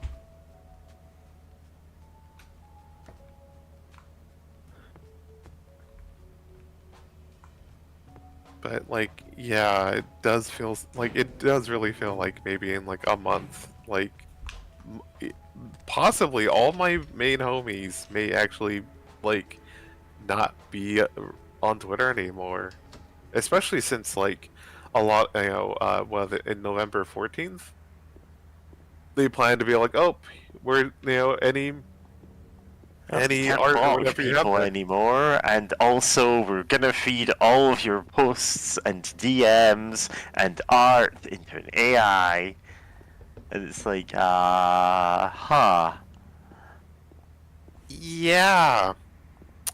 and I feel This like is that may actually kill it this yeah, time. that probably will kill it because every artist is like, no, I'm not sticking around for that. Yeah, I've already seen some people like, oh, I had to go through my media tab and delete everything. Yeah. And it's like, oh. And it's like, can't blame them. Gosh, it's still wild though. Like, because, I don't know, it's like, I guess when I thought that would take more time still for Twitter to die. I thought it would like be like a tire fire or something. Like it would last a while. It's gonna deteriorate, but it's Yeah, like it just gradually get worse and worse until there's some tipping point, and it's like, no, this is pretty sudden. yeah, Yeah. which is completely nuts. Like because it's easy, to take for granted just how big Twitter is/was. Former presidents and presidents of the United States of America have accounts on there, and Yeah. like, We need to bully every president of Blue Sky. Of course. But yeah, like you don't get that for like a Tumblr or like God. I'm now thinking about there have been like I think Obama had to ask like at AMA or something Yeah, on like that Reddit, sounds about right. which is like wild. He wants the Homestuck president. God, he was the Homestuck president. Yeah, the whole comic was just a metaphor for, you know, the stay in government. Goodness. No, the one funny thing I heard about I think it was like the epilogues of Homestuck. Yeah. Was that Graham, I'm trying to how am I forgetting Jade Harley like thought that like Obama was just like a guy that uh Dave made up for like jokes. Yeah. Because like she did live on an isolated island. She didn't and know just anything talking on about the internet. U.S. politics. and just like Dave making jokes about everything. Like, She's oh, not I even a didn't think U.S. that was real. citizen. She's not even a U.S. citizen. And like, I think she might have also thought that like Nicolas Cage wasn't like real until like saw his like movies or something, like with some friend. Yeah, I mean, to be fair, that's pretty understandable. Yeah. God. Sorry, now thinking about Homestuck and the fact that like fairly early on, someone has a goofy Bill Cosby shaped laptop, and it's like, Oh, oh no. yeah, this is before we found out about Bill Cosby, and it's like, Yeah. Yeah, it comes back a couple of times too. 'Cause it like ends up in a different character's hands, so it is a recurring joke. And it's like the author's notes are like, "Oh man, like genuinely forgot that this was here." I hope I haven't put any other like absolute monster people into this comic, and it's like, oh damn, I have. Whoops. yeah, Uh.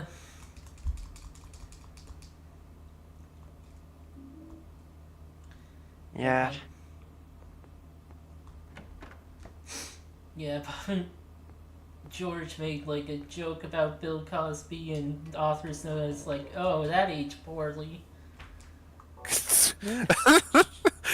yeah, like I was actually thinking about that of like a game that I to suggest to stream, like because they're it's a bit rough. I'm not gonna lie, but Barkley, Barkley, Shep, and Jam Gaiden, could be fun. There are some rough spots, but there is a way to, I remember when I played through the game, I had a guide, and I'm like, oh, I'm gonna not do that because that sounds like it sucks. Like, so I avoided most of like the worst of it, but I do remember that there is like an optional boss fight with like Ghost Dad, which is Bill Cosby photoshopped on like a ghostly image because Yeah. Ghost Dad, and it's like, oh, you had to fight the Ghost Dad and defeat him. And I'm like, like I was thinking about that. I'm like, yeah, I think like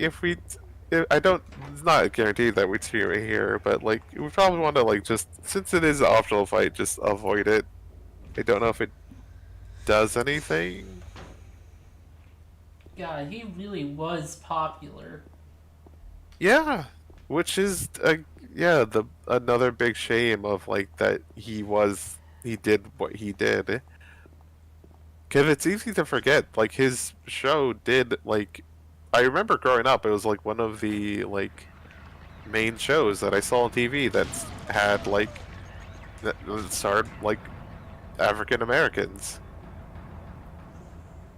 Yeah. and that lasted for a pretty long time too. Yeah. Yeah. So, I did actually try to reread Homestuck with a bunch of the like, well, mods that were made for it. Like, legitimately, there are fan-made mods that replace a bunch of the content that either isn't functional anymore or like that is additional to the comic, like translation of different languages characters sometimes speak, or authors commentary from the books. And also there's the Homestuck slur replacement project, which is exactly what it says in the tin. Which They do have a few in there, and it's like, okay, at the time, this, like, it was never acceptable, but it was more common to hear these words back then. yeah, So we've just replaced them with, like, things which are less offensive, but, like, still carry most of the meaning. yeah. Still thinking Yeah. about Ferrari and just it's like, oh, she's she's cute. It makes fish puns in the fan art. They're like, oh, it's like, hey, it's the fish girl. That's cute. That's the fish troll. Hooray! And then Hey. just saying the R slur a bunch and talking about Collings like it's nothing, and it's like, oh, Yeah. oh, she sucks actually. Which, God, Homestuck fans I really mean, are. in the case of Barry, her thing is like, oh yeah, we've got to cull these animals. Turns out she's just meaning, like, she's role playing that because she comes from this like evil empire, and she's actually just like collecting them in an aquarium so you can look after them. But like, yeah, troll culture gets weird. And also, yeah, she does use slurs, like a lot of the other characters in that comic. Oh, when the Colling, I mean like of troll children. Oh, right. The weakest get cold. A Yeah. lot. It's a whole weird Whole thing. thing. But I still don't really know what Hatsuki was really getting out. Like, this empire is obviously evil. Yeah. Without that, There's a lot of, that's an odd thing to include in your comic, kind of. Who knows? yeah. But, like, yeah, there are, like, fan projects to make the comic less outwardly, just, like, horrible to read at points, I guess. Yeah.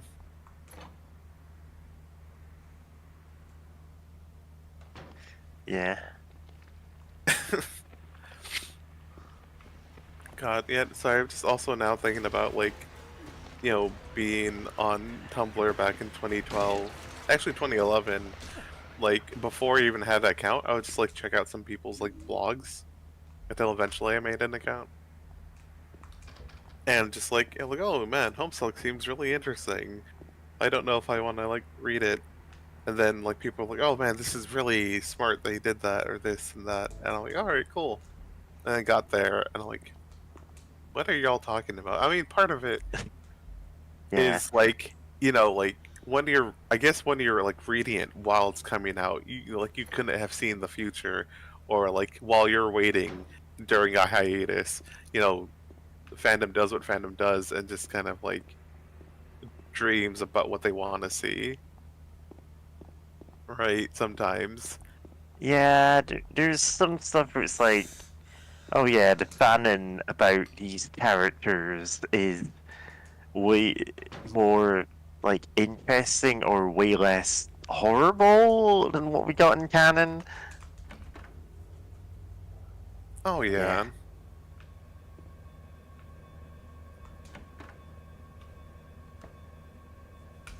Like, I really wished Anepida and forgetting his name,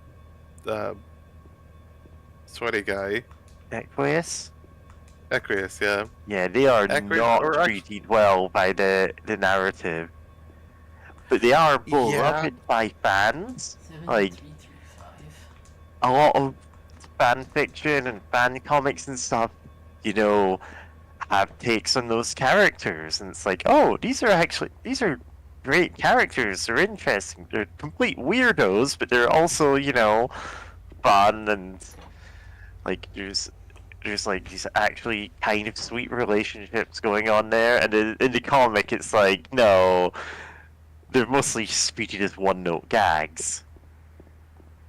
Yeah. Which is, now thinking about, really kind of funny in hindsight.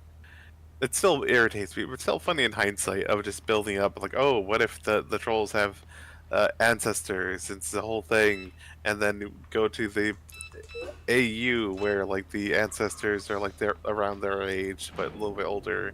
Yeah, And they're all incredibly one-note, like, all of tropes them. from, like, yeah, just one-note characters from, like, you know, sort of tropey characters you'd see in, like, teen movies or whatever, for the most part, and it all sucks. And it's Yeah. like, A lot of that really didn't need to exist. What? yeah, and it just took up so much time and space for. It's like, what if we added Nothing. another 12 characters, none of which were important? I hadn't thought about that. Yeah, but the Flash game's gonna say that, oh, like, you're gonna read all this, like, my giant lore dump, because what if it's Yeah. important later? Ho ho ho. It wasn't. It wasn't. It never is the thing. I don't. I mean, Like, it kind of is the joke that none of it's important, but also it's a very long-winded joke. yeah. James? Okay, yeah. Says those same things. Actually, I want to make absolutely sure. Okay, because that does get you points towards the Maria ending. Going back Yeah. into this room. Nice. But gosh, yeah. Kind of. Kind of. Now I need to read a fan comic that was, like, based off Based. what was it called? It's called Double Death of the Author, which makes sense in Homestuck. If you don't get, don't worry about it. If the idea of double death doesn't make sense to you, I mean, oh, actually, no, it's really makes easy. Perfect sense. Because what if someone dies and they're a ghost, and then they kill the ghost? Then they're double dead. What am I getting? Like, 'cause it's not even that complicated of a concept. That's really it. Like, what if your ghost gets killed? And they just double death. I'm reminded of like a Flash game where it's basically a game where there's just a million ways to die, and one of them is dying and then going to the land of the dead, and then getting killed again and getting sent to the land of the double dead. Oh, that's silly. Love it. I do love that kind of joke. Like, I know there's a McElroy bit about, like, Draculas, and then what if you get bit and then you become a double Dracula? Like, and just, great. I'm trying to remember which brother it was. Griffin just doing, like, yeah, a Dracula accent, and it becoming progressively worse and more exaggerated as he becomes a quadruple Dracula.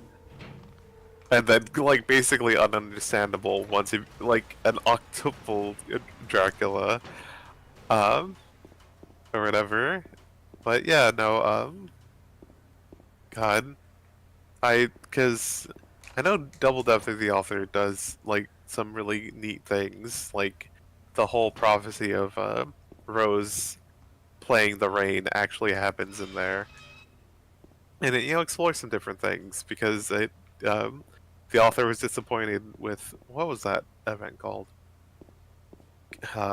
like stuff after game over. Like if you've read the comic, then you know what I mean by game over. Yeah. Yeah. And it's like, oh, this sucks. Like I want to do my own thing actually. So like, yeah, mad respect for that. Okay, it looks like you have to like look around the roof and then this event happens. Huh. Oh, nice. You have Sonos that you have the chainsaw. Yep. There's one more weapon, the Hyper Spray, which changes depending on what rank you got. Huh. Sort of like the Hyper Blaster, but you know, short range and not as damaging.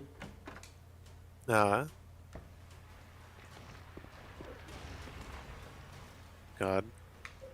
Sorry, my brain's still on the Homestuck, and just I remember like seeing fan art of like Gamzee and thinking like, oh, wonder what his deal is. He looks, you know, maybe like really mysterious or whatever, and then it's like, oh, no, just at some point Yeah. he stops being a character. He just sort of, Yeah. he just like he just sort of shows up, and which is a shame because he had some interesting stuff going on of just like, oh, even within the troll culture, like he should be like a more high ranking and respectable troll, Yeah, but he just doesn't wants to be care chill. about that. He just Yeah. wants to chill, hang out, and do clown stuff, and then it's like, no, he just murders a bunch of them, and then stops being a character, despite also still appearing all the time. Yeah. And again, he's another character who, like, the fandom, like, went in a very different direction with him, like, during the hiatus, or, like, before that. So there's a lot of fan works in which he kind of is just that chill guy. He's still a weirdo, but, you know, it's like, oh yeah, he's a fun character. Like, he actually has more character in those. Yeah.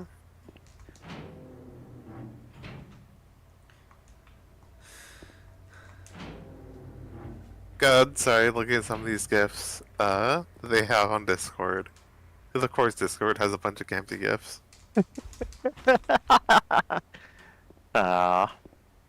Gamzee. What's that?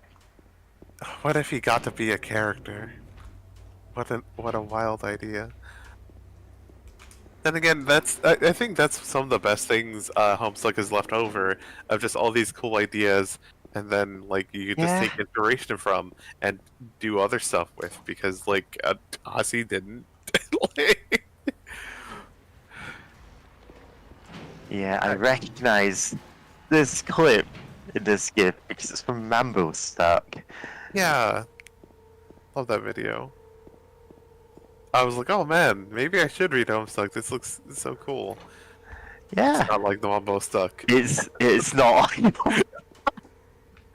Again, there's a lot of fan works where they went, oh yeah, what if we actually just did something with this concept that's thrown out here? It's the same way that, oh, to bring up Harry Potter again, which I do a lot, like, it's the same way that fandom developed. Between books, people were going like, well, obviously, this is going to mean this in the next book.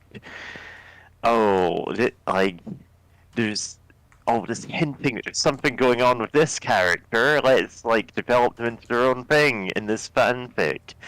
And it turns out, no, there just wasn't. With Homestuck, you at least get the feeling that there is more to these characters, and that it's just a joke on you, the reader, that you don't get to see it. But yeah, What's although interesting, this, go ahead. what's interesting is Silent Hill 2 very intentionally does that with Angela. Like, they very intentionally don't tell you her whole story, only part of it.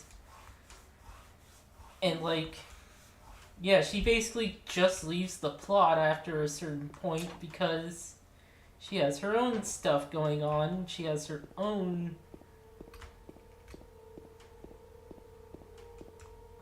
Yeah, and you know, It's- her part of the story's done. She has her own stuff to do.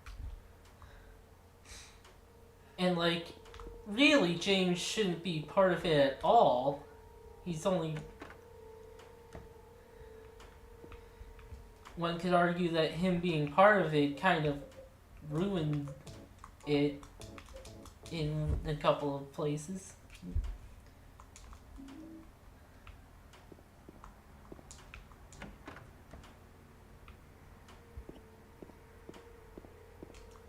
Or, like, his presence just made things worse, maybe.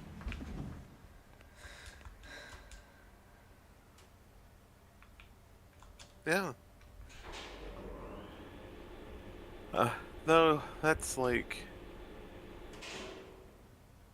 I guess it feels different from Homestuck because it feels very purposeful, right? Yeah.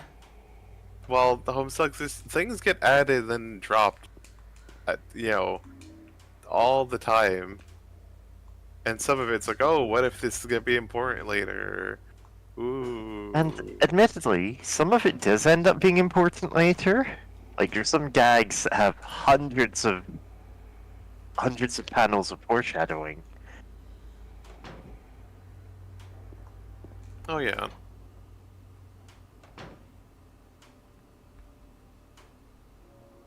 Which is great when that happens, but there's Yeah. also just a whole lot of nothing. So my actual favorite gag, in that sense is, God, what's it called? The one with the. I'm blanking on the name of the. God, what is the? Midnight Crew? It's not the Midnight Crew. It's the. Is he the Wayward Vagabond?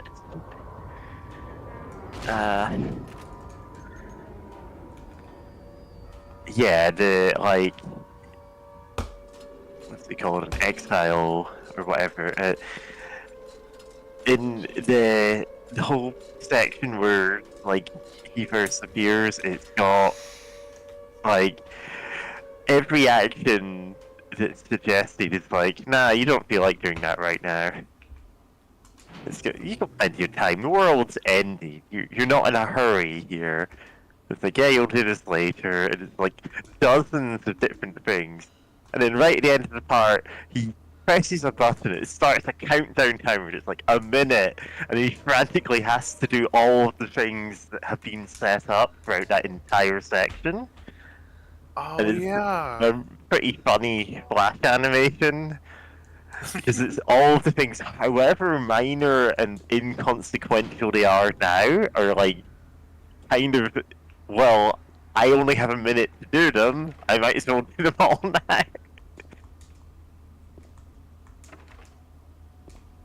And it's like, yeah, okay, now tie this like shard of broken glass to this ruler that you got to make a spear, and he was like, I don't care about that. And then suddenly he's like frantically tying it all together, even though it's no use to him. And it is such a stupid gag to end that whole section on, but it's so funny. Yeah? Although, single best, like, one panel gag in the whole thing is the Midnight Crew and Felt's intermission, where there's the guy who can punch you into next week. And it's just like Diamond's. Is it Diamond? One of the Midnight Crew, anyway, gets punched into the literal next calendar week. And he's out shopping and he doesn't know what groceries he needs to pick up because he's been, like, punched so hard none of the intervening time has happened. Yeah, that gag is so good. Every time I see it, it's honestly. Diamond. Then again, He I punches think you next week. You find yourself going about your business a week later, Looks like you're doing a little grocery shopping. You're a bit confused, having no memory of the previous week. You have no idea what's on your grocery list. Are you out of milk? What kind of produce do you need to stock up on? It's all a little overwhelming.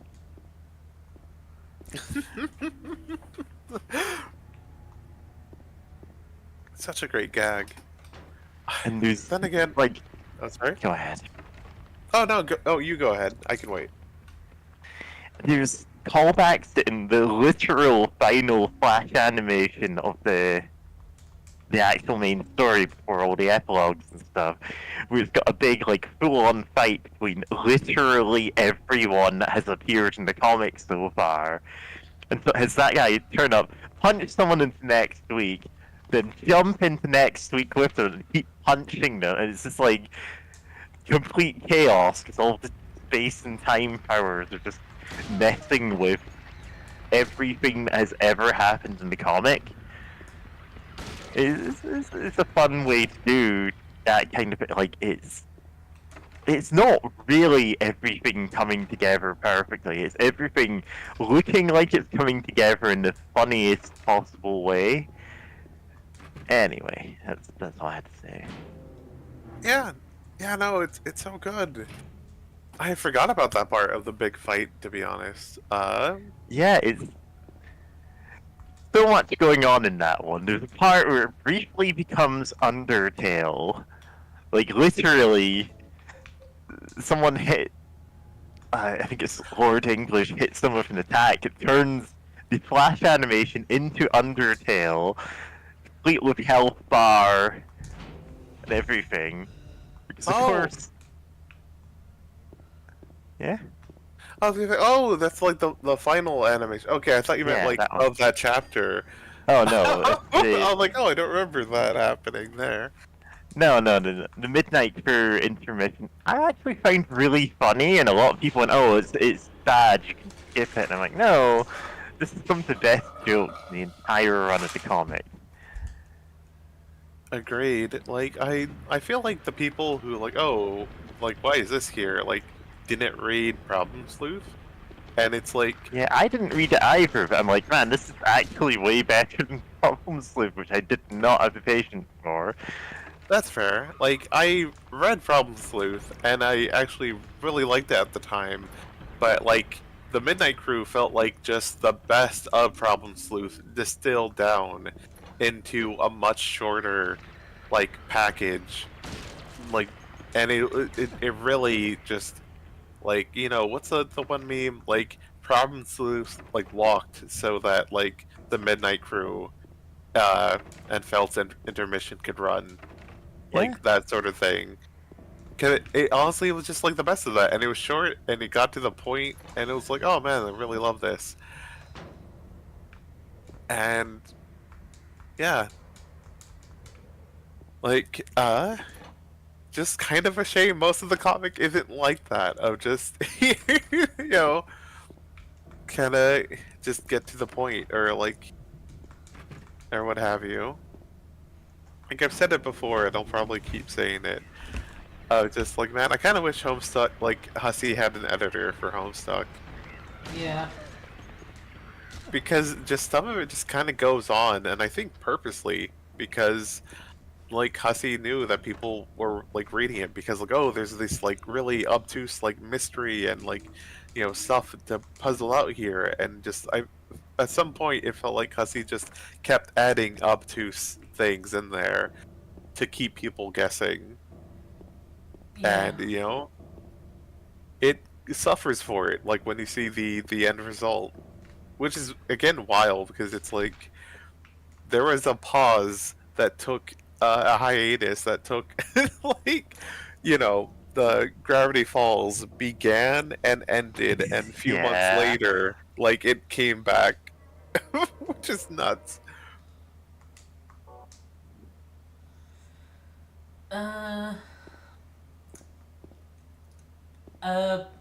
Yeah, you tried to make it like a mystery box thing, but clearly stuff wasn't set up. Like, compared to Lost, which did have stuff set up, like, early on. Like they figured things out early on and made sure things followed up. And like, yeah, Yeah. God. I like also think. Oh, sorry. Go ahead. say what you will about that show, it actually did follow things up and like what had like a actual satisfying ending, which they actually they did screw up a little by having like the end credits shot be like a reused shot from much earlier in the show and suggesting a certain thing that wasn't true by accident because they reused that shot. Oh.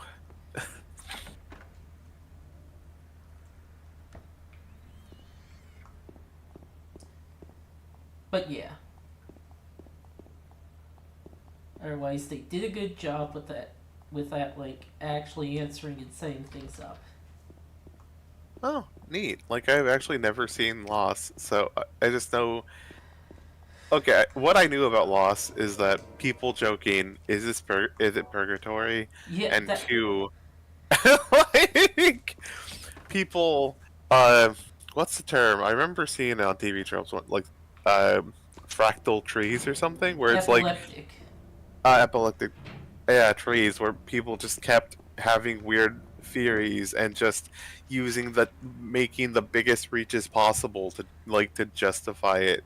And because yeah, it's Yeah. not just circular logic; it's just spiraling out into a whole weirder thing by each time it like iterates. God, the punch into next week is so good.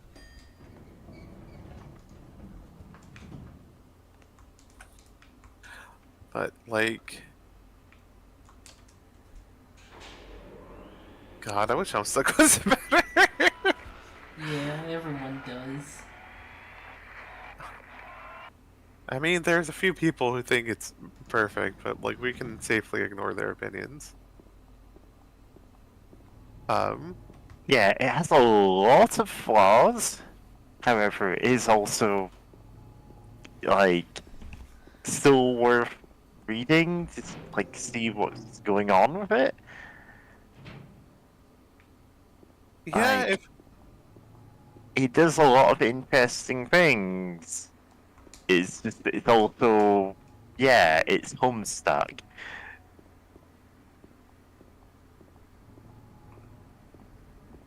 yeah, like there, like things I will give Hussey. Hussey's really good at like comedic dialogue. Like that helps Yeah. carry it so much that it's like there's a lot that's actually funny, and it's like a lot that made me smile or laugh or giggle or whatever. Like Yeah. like Hussey can do that. But like, oh boy, it did last for so long. Which just makes one interview really funny of like back in 2010. It's like, oh yeah, Homestuck's been going on for like about a year. Like I can't really imagine this going on much longer. I like Oh no. who wants one project to be like take up like their entire life or be like the or like Yeah. define their entire life or something like that. And it's like, oh no. Like Homestuck was updating at a really rapid pace. Like you had the trolls making their first appearance within the first year, and that's a fair chunk of the way into the comic. However, that pace is completely unsustainable to the point that, like, whether intentionally or not, Hussey did exploit the hell out of a lot of his fans in making the comic. Yeah, that there's a lot of fan-made stuff in the later part of the comic. Like his update schedule would not have been sustainable without it. Oh yeah, you're right. Like a lot of the music and animations were like done either with fans or by fans. Yeah. And like whether or not he was intentionally like setting out to defraud anyone, which, you know, doesn't feel like it was the case, but also it kind of was. Ah, yeah. Yeah. But like that's a completely unsustainable output for an independent webcomic. Like nobody could ever expect to match that, and nobody ever should. Yeah. And whenever someone's like, "Oh, I'm gonna make my new comic. It's the new Homestuck," it's like, no, you're not. Yeah. Like, be inspired by the things you Yeah, enjoy. be about inspired them. and don't make the same mistake. Make a sustainable schedule. Yeah. Though, God. One thing that, well, speaking about Homestuck like this, I wish it actually was a bit more formatted like a regular comic at times, because, like, Yeah.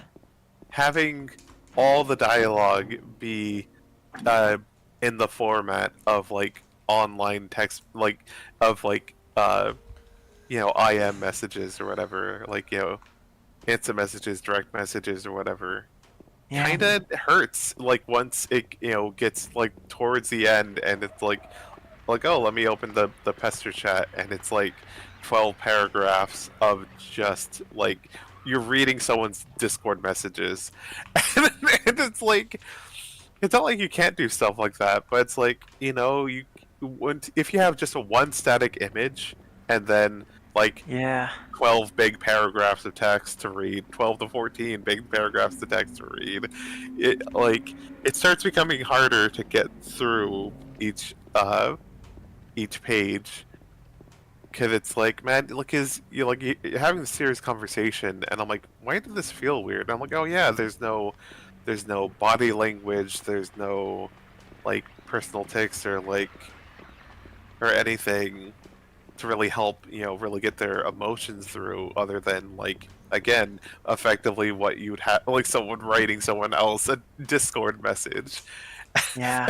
Because yeah, you don't get to see their faces or anything, or like see anyone like recoil or like maybe bunch up their fist or nothing like that, like, because you're just saying their words. And that, even though at some point it's like, oh, there's some characters who have got god tier and now can just talk like normal. Yeah. That's And not the power you need to unlock. Yeah, and then like even then, barely any of the god tiers ever used it, and it's like, what's the point of introducing it then? You made a big deal of it, and then like, no, I don't wanna. Like, please just let them talk. Please write it like this, so that it doesn't have to feel like reading Discord messages.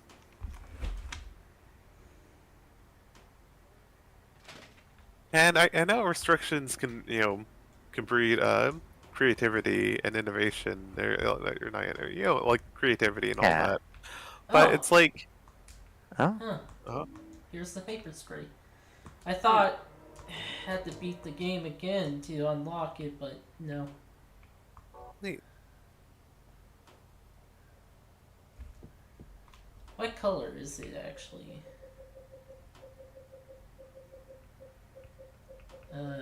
Where is it? There it is. Effect unknown. The effect is determined by the ranking. Is it the previous ranking? Yeah. And the strongest is obviously 10-star. Yeah. Actually, the second strongest is like as low as the rankings can get. Apparently. Huh. Just interesting. Okay. Yeah. I think What would you have to that's do for that? Yellow spray. I think. I don't know. It looks kind of whitish, gray.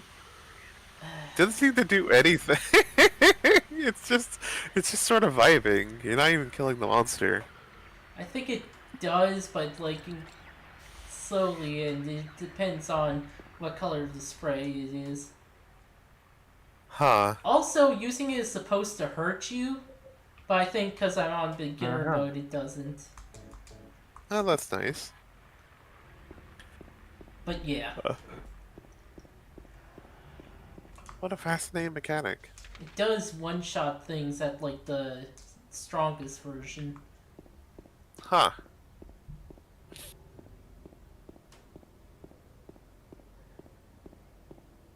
But yeah. One thing, Homestuck writing, fascinating to introduce, like, oh yeah, people can talk like normal, and it was like, actually, when I got to that, it was the first time I realized, like, oh yeah, every time you, like, read someone's dialogue, it's in the pester chats, and it's like, oh, in this, like, game world or whatever, like, they're all just talking via, just, like, DMing each other, or, like, you know, Yeah. being in group chats. Many Huh. such cases. Many such cases. I'm like, neat. I'm like, but yeah, that's cool that it can actually talk now. And then it's like thousands of pages later. Wait, no one ever talks. Like, what's Yeah. up with that? You still just don't bother talking. Um, the fucking Discord DM civilization. I don't know how to get into joke about like no one jumping for the beef. But yeah, no, it's just so weird. But now, enough analyzing Homestuck. What would James Mason, the character, his class spec be? Well,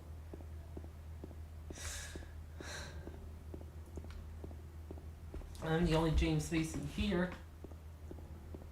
Well, I'm talking about the video game character, not you, James Mason, but like the Yeah. Silent Hill 2 James Mason. Sunderland. Oh, Sunder. Oh, Yeah, okay, this- Sunderland. My bad. Brain fried. I was gonna Like- say, like, Oh, I know why I thought that, because in the first game, isn't his name like Henry Mason? Harry. Harry, goddammit. Harry Mason, yeah. My brain got to combine the two names. Apologies. But yeah, James Sunderland. What would his class spec be? Obviously, it's like something blood, right? I don't think so, cause, I don't know. Isn't the idea of blood that you somehow get people to listen to you at least? Look, the classics are really like the classes and the aspects are both really poorly defined. Last time yeah, I read it like from within the comic itself, it mentioned like family. family. Yeah, like something about family or like family and friends or something Yeah. like that sort of bond. So it's like it feels like James Sunderland would have something with something blood. Eh. I think he's more Doom. Oh, know what? Yeah. And if we assign everyone who went to Silent Hill the Doom aspect, you know, we wouldn't get anywhere. Well, I mean, Henry Mason. I would be know. too. Here. Harry, God, fucking, damn it! Why do I keep saying? Because Henry is Henry. another protagonist. Oh my God.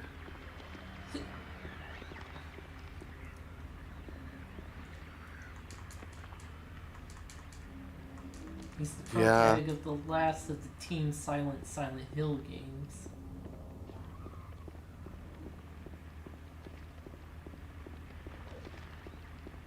Was that Silent Hill 4?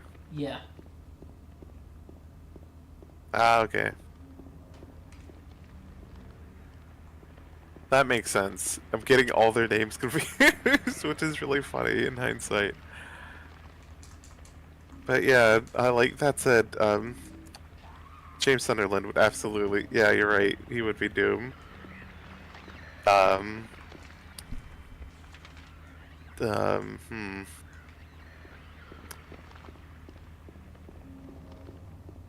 Throw in an oddball here. But would Prince of Doom be too much? Hmm. I don't feel like it is, but like, God, Usually in fan interpretations, like Prince is one of the ones that kind of inverts the meaning of the aspect Oh, it's okay. attached to, because it's uh someone who destroys aspect. Ah, okay then. Hence, canonically, the characters who have the Prince one having kind of very odd relations with their respective aspects. Like Eridan having Prince of Hope and, you know, kind of accidentally ending up destroying literally everything that could give anyone any hope. Yeah. Yeah. Then, God, in that case, the Prince of Blood would actually make sense. Yeah. Or something. Or Heart. Yeah. I think there is Prince of Heart, what's the character called? Dark Strider. Yeah, he's the Prince of Hearts.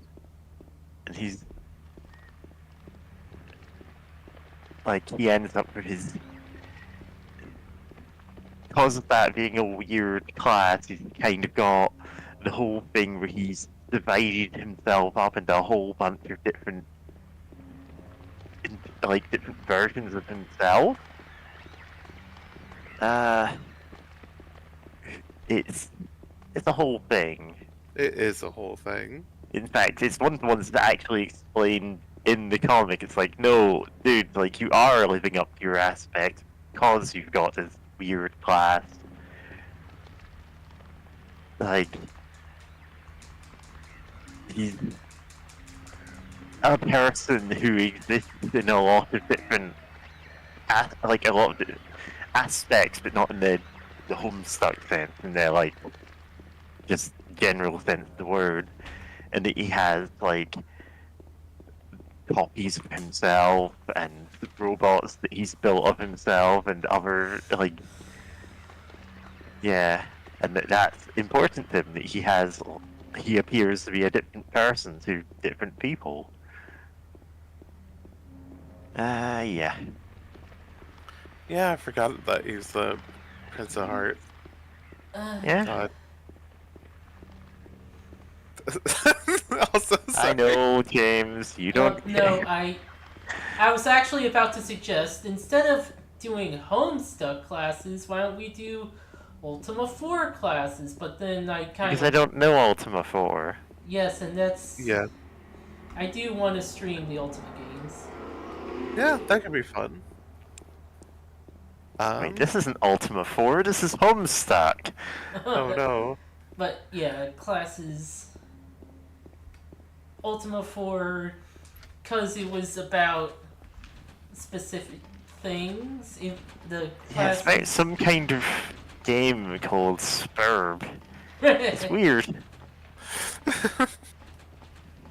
God, it annoys me that people say it as S-burb. Like, no, the obvious joke is burb as in suburb. Yeah. Yeah. Like, yeah, Ultima 4 Yeah. has a focus, and because of that, the classes relate to, well, virtues. So, yeah, things make sense there.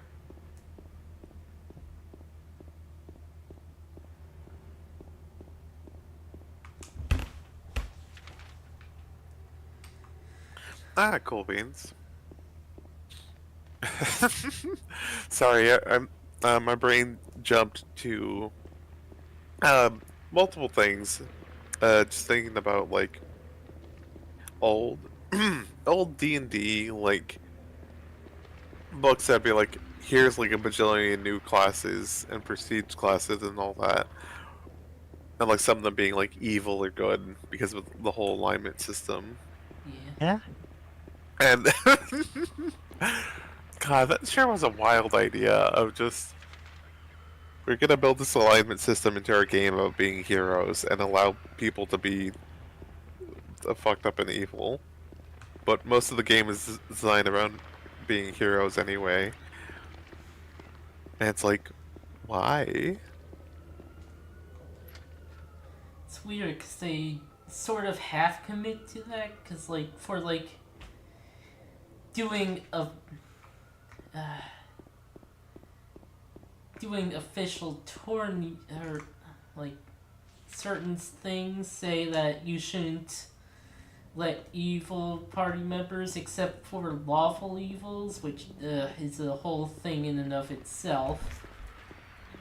Yeah. Yeah. God. Yeah. Yeah. Oh yeah, like older editions having like straight up like, oh, you cannot, like, if you have like your paladin cannot be in the same party as a rogue or some shit like some editions have that, some is just like you're technically like the rule everyone ignores, or most everyone ignores, is like you're only supposed to, like, each party member is supposed to be at most one space away from each other on the alignment chart. Like if one person was like true neutral, then the rest of the party has to be either like, you know, lawful neutral, neutral good, neutral evil, or chaotic neutral, which is like, why? Like that's so uninteresting. I mean, not only, you know, and it also leads to just completely uninteresting inter-party dynamics, right? Where it's like, you can't have anything as cool as, you know, then again, the game purposely doesn't want stuff like this of just like, oh, what if someone is kind of like, you know, like a fighter who's like more of like a mercenary, you know, only out doing it for like the money and like the thrill, the fight or whatever, and meeting like some paladin who like wants to be a protector and defender of the innocent, and like, oh, maybe, you know, there could be some dynamics of the party members like talking to each other and trying to see each other's point of view, or like, you know, seeing their actions and being like, you know, maybe someone changes their heart, like, you know, has a change of heart or something, right? But it's like, it's a whole thing if your alignment changes in some editions of D&D. And like there's like a specific spell to get you back to your alignment called Atonement. And the fact that it's called Atonement is like, says a lot about the assumptions, right? Yeah, the alignment was sort of religion.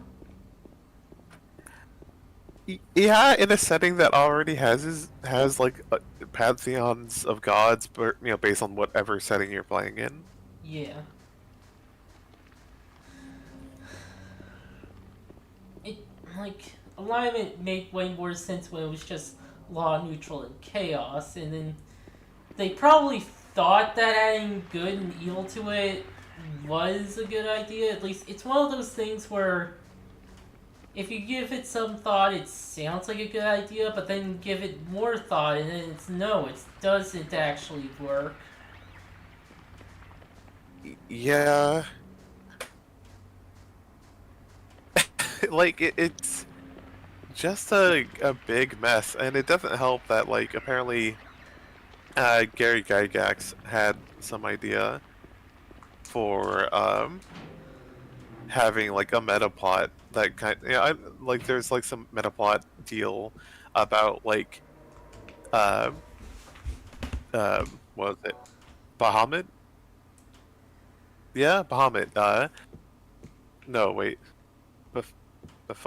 Sorry, I'm trying to remember which one's the good dragon.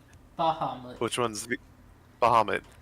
All right, so Bahamut, you know, like, which is in D&D, um, like the lawful good like dragon god versus like Tiamat, the chaotic evil dragon god. There being an ultimate clash of ultimate parentheses lawful good versus ultimate parentheses chaotic evil,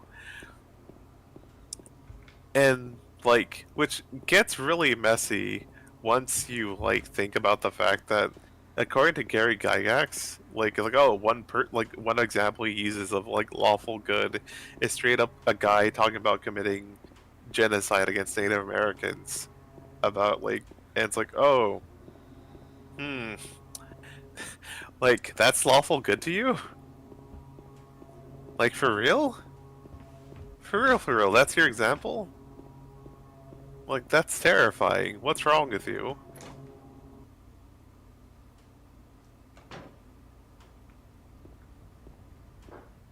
And no other, like even after Gary Gygax like left like TSR and like wasn't officially involved in like Wizards of the Coast or whatever, no one really changed that kind of no one really challenged the assumptions that went into D&D regarding alignment, which is weird, right? Like you think anyone in a position of power easily could have looked at it and be like, hey, this kind of sucks, or this is kind of weird. I know. And like, I know one setting had like a thing where getting water was super hard, and if you didn't get like water long enough, they basically said that your alignment was suspended because you were just so desperate to get any water, and until you do, you're just not. You need to stay hydrated or you will become chaotic evil. Yeah, it's just sort of a thing. That's not how alignment works. Why even have alignment if that's...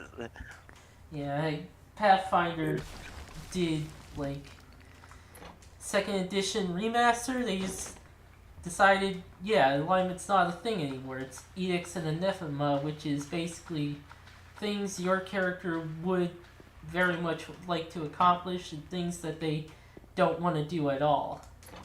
yeah, they're principles, Yeah. which is a much Yeah. better way to make base a character around of like, Yeah. and thinking about, I'm like, oh, what is my character willing to do? What are things that they would be, like would want to fight against or be horrified by if they like saw happening, that they would want to do something about it, right? And it that makes sense, and it's much more like and even for as like a roleplay aid, it's much better than just vaguely I want to be lawful good, because like everyone has like a bajillion ideas of what lawful good means, but it's like someone's like, hey, I don't want to like I want to save people from getting hurt, and Oh, lawful fight good against a here, you can tell, because we all speak the lawful good language. God, Yeah. alignment language. That's just something that super did not work. It was such a stupid idea. Again, it only made sense in the context of alignment being language. Or religion, not language. Brain. Yeah.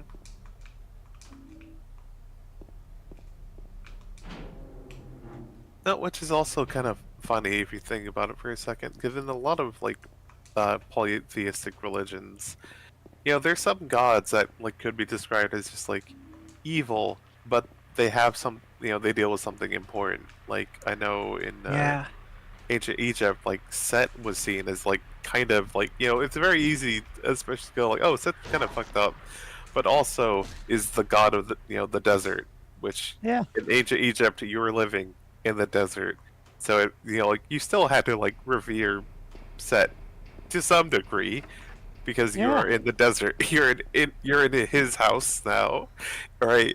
Like, And it's like, but you don't have that in a lot of like D&D settings. Like, oh, this is just the evil god of murder and death and violence. And it's like, who Yeah, worships this there guy? are gods in like pantheons that historically existed, and they were gods who weren't worshipped by themselves. Really, they were worshipped as part of the pantheon.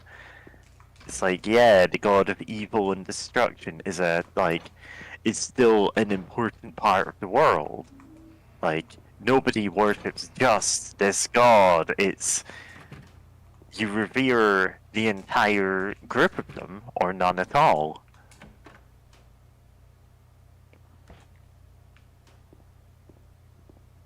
Yeah. Yeah, that makes sense. And it's just kind of weird how, God, love that you knock on the door.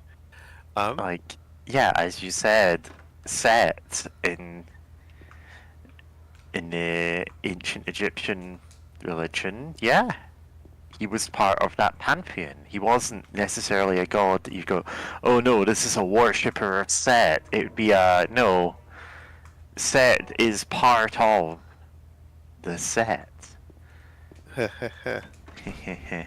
all sets that include set, All sets include Set. It's not the discrete mathematics. But yeah, you kind of lose that if you're just basing things off of solely some sort of like weird moral alignment chart. Because then, like, straight up, you do have people worshipping the god of betrayals and backstabbings, and it's like, who would worship? What do you even gain out of that? You're going to be backstabbed by the evil god of backstabbing. Like, what do you expect to happen out of this? I mean, you could do that if you're wanting to be funny, and be like, vis-a-vis people voting for the Jaguars eating people's faces party. Like, oh no, the Yeah, Jaguars the are eating my Jaguar. face. Like, oh no, the Jaguars are eating my face now.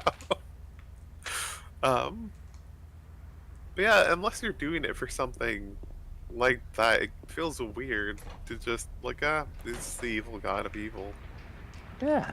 and we gotta fight their You know, followers. There is one way you can do that where it works, where it's instead of just being an evil god of evil, that's like, no, that people who are saying that they're just propaganda against us. We're not like actually, it's not actually evil, it's just, they're just like exaggerating some parts and also making stuff up about us. No, yeah, you do have a point there.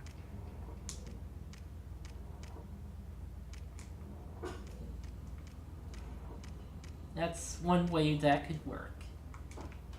Yeah, because if you just play it completely straight, it just feels weird.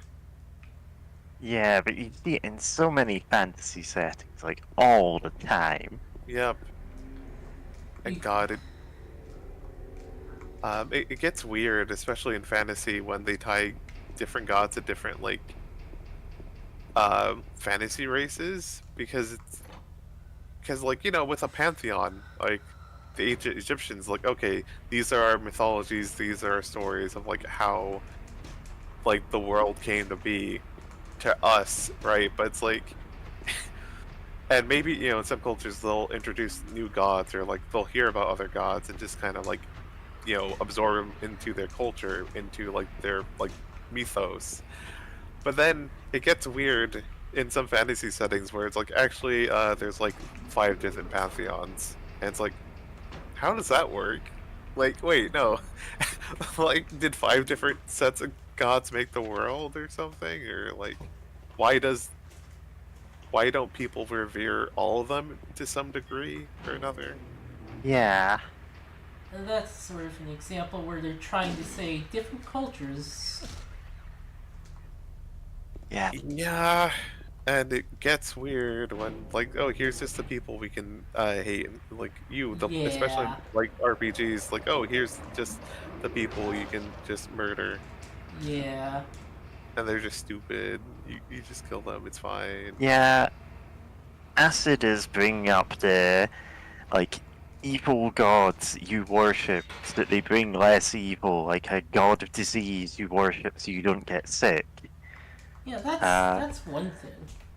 yeah, Yeah. and there are several examples of that in, like, well, for Greek mythology, you've got Artemis. Is it Artemis or Diana in Greek? I think it's Artemis, It's Artemis. who is she's the goddess of both the hunt and the wild. So you get like she's a patron goddess of like like a monster that's attacking you, but she's also the goddess of hunting that monster. Neptune, the god of the sea, is. See, I was thinking Diana's the Roman one. Neptune is the god of calm seas and stormy seas alike. So you would worship him despite his terrible wrath because that calms the ocean. Like all of them have some aspect of there's some evil part to their domain because yeah, Poseidon's also the god of earthquakes. Hence, some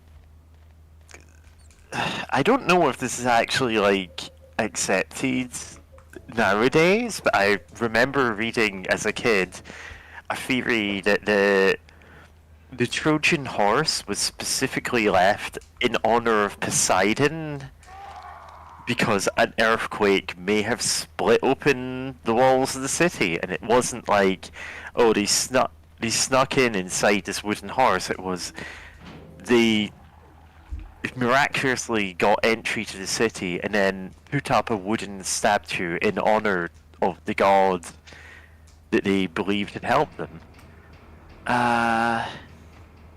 And I don't know if that's even accepted as a even remotely plausible theory nowadays, because a lot of that research has moved on since the days I learned about it. But hey, Huh. No, I uh, think yeah. unfortunately, I think I had to go check on something for a bit. But I want to say it's very fascinating how several cultures come up with the idea of tying like water or entities related to water with like earthquakes. Because I know in Well, Japan there's like a folklore about like I think like a giant catfish causing earthquakes and just Poseidon, you know, being associated with earthquakes is very interesting.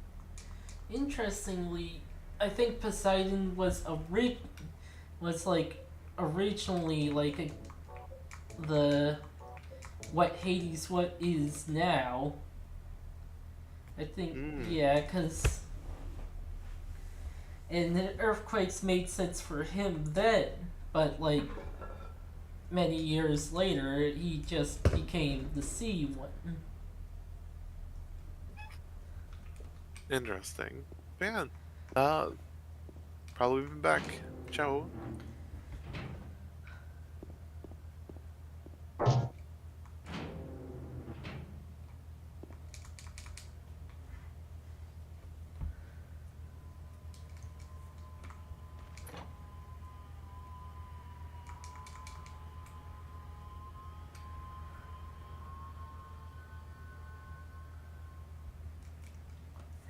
I will take any opportunity to post the catfish Photoshop.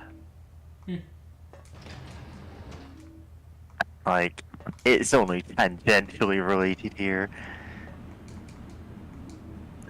Chronic gods. I'm upset. Yeah, I don't think I'll be able to show off one of the endings.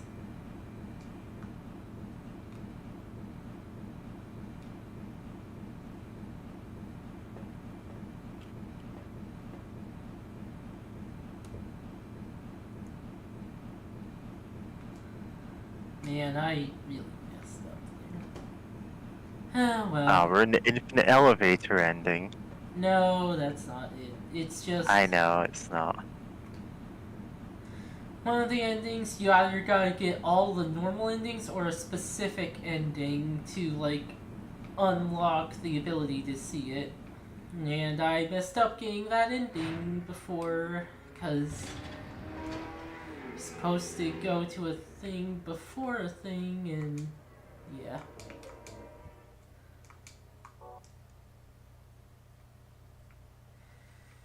And I don't think anyone wants to see me do another run just for that one ending. But we need to unlock the slideshow of all of the enemies in the game. Yeah. So,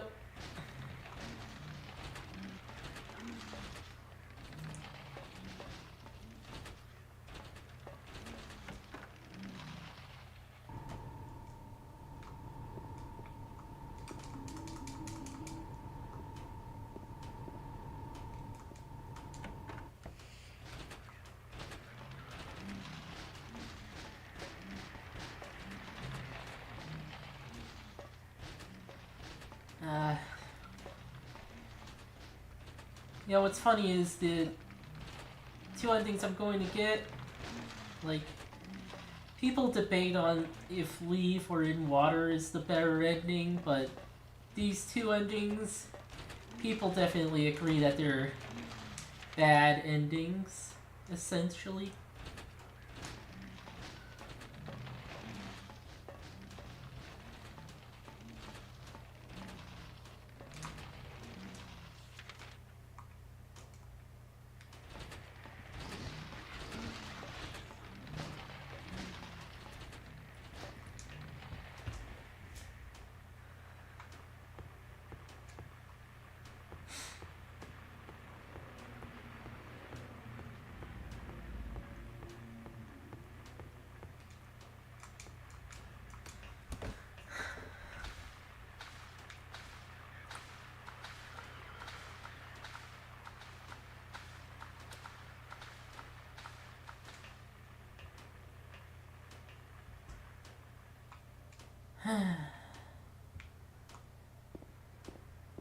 Actually, let's see.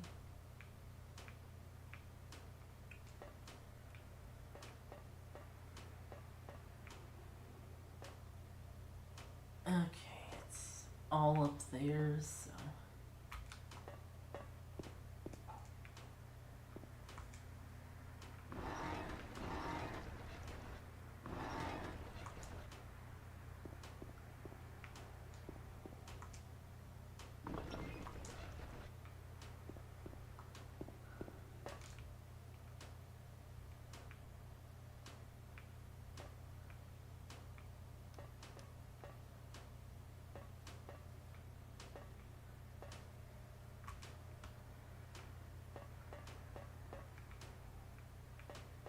I think. Okay, that's weird. Wait, what happened to all the other doors? What?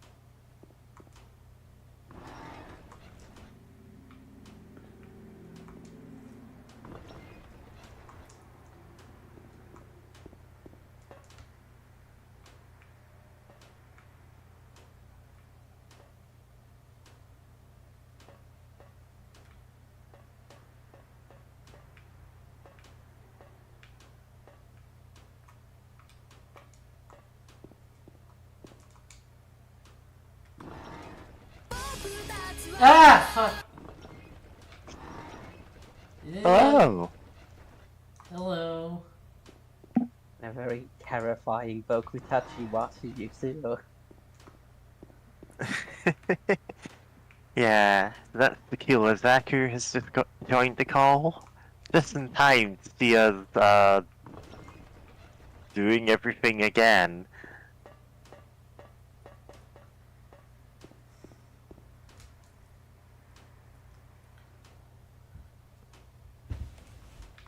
Okay, actually, is there any additional dialogue, or... Huh.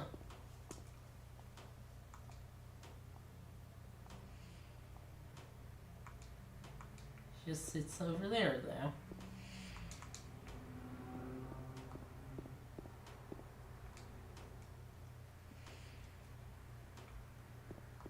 Just want to make sure.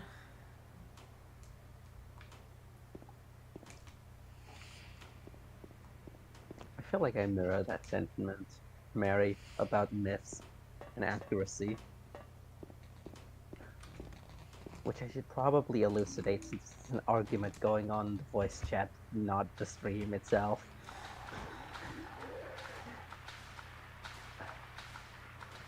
So, conversation in the chat is just about the interpretations of ancient myth right now. How somebody hates Hercules. Yeah, it's Acid apparently hated Disney's Hercules as a kid because it wasn't accurate to the myth, and it's like, well, very few adaptations of Hercules are accurate to the myths. And I'm just like, you know what? He's probably just called Hercules because it sounds like a better name. Who cares? They mix and match as they see fit, and I'm like, yeah, okay. If that's how you're telling the story. I mean, you know, thinking about like the Three Kingdoms, the Romance of the Three Kingdoms, and how like in its time, the main character of the book was considered to be Cao Cao, but due to, you know, changing ethical values over the years, it's more so shifted to most adaptations now, sort of positioning Liu Bei as the main character of that book. Also, if anyone ever is watching this on YouTube, yeah, this is a discussion we're having in the Discord for some reason. And other arrows in the chat, right now. Higher there. Yeah.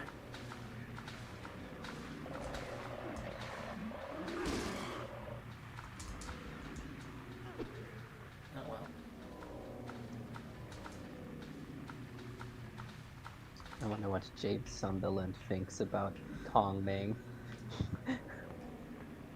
and Poseidon.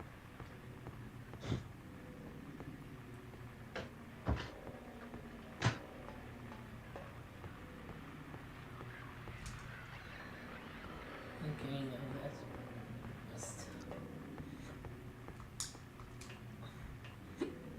Like, I've seen so... I said, don't be sorry, I'm just like... We're just explaining it for the...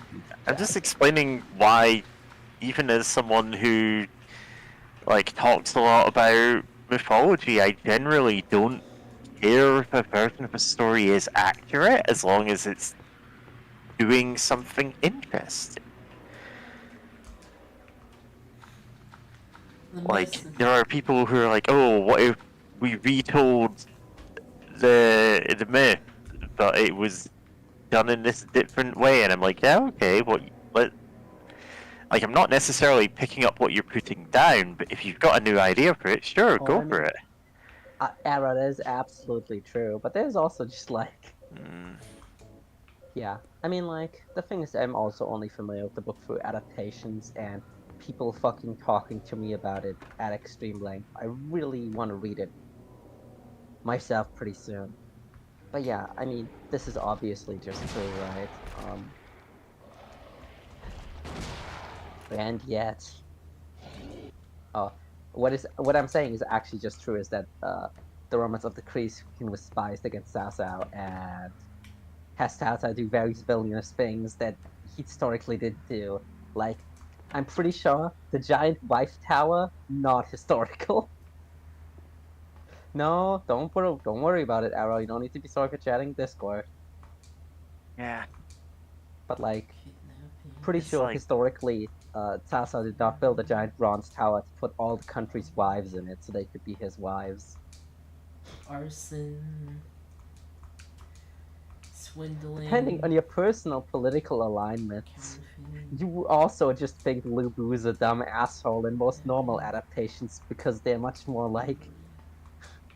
Because Lu Bu's like depicted as too much of a liberal in those. Yeah.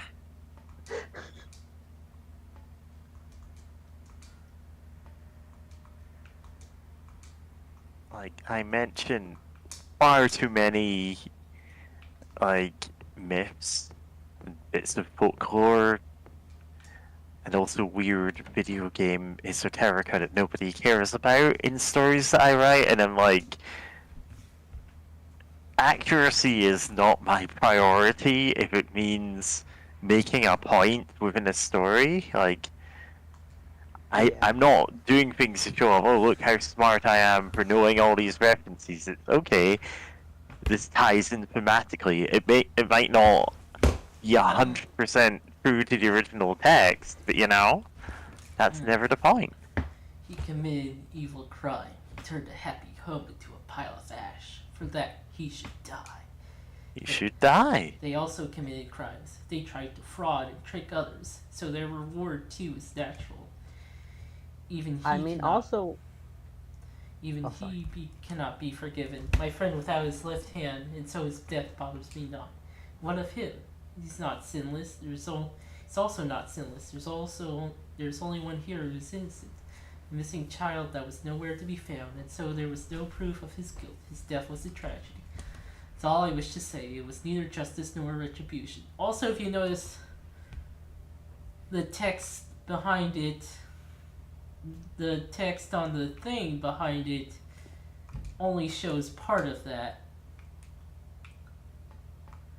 did you just cancel out of the hanging yourself animation? Yeah. It's called a speedrun strat. If you hang yourself fast enough, you'll glitch through the rope and Oh, end I up in think the I back did it rooms. wrong. Don't do this. Oh, that was thievery. Whoops. That's kidnapping. Okay. Oh, but here- Come on. This does show off the getting it wrong thing. We're able to spot enemies.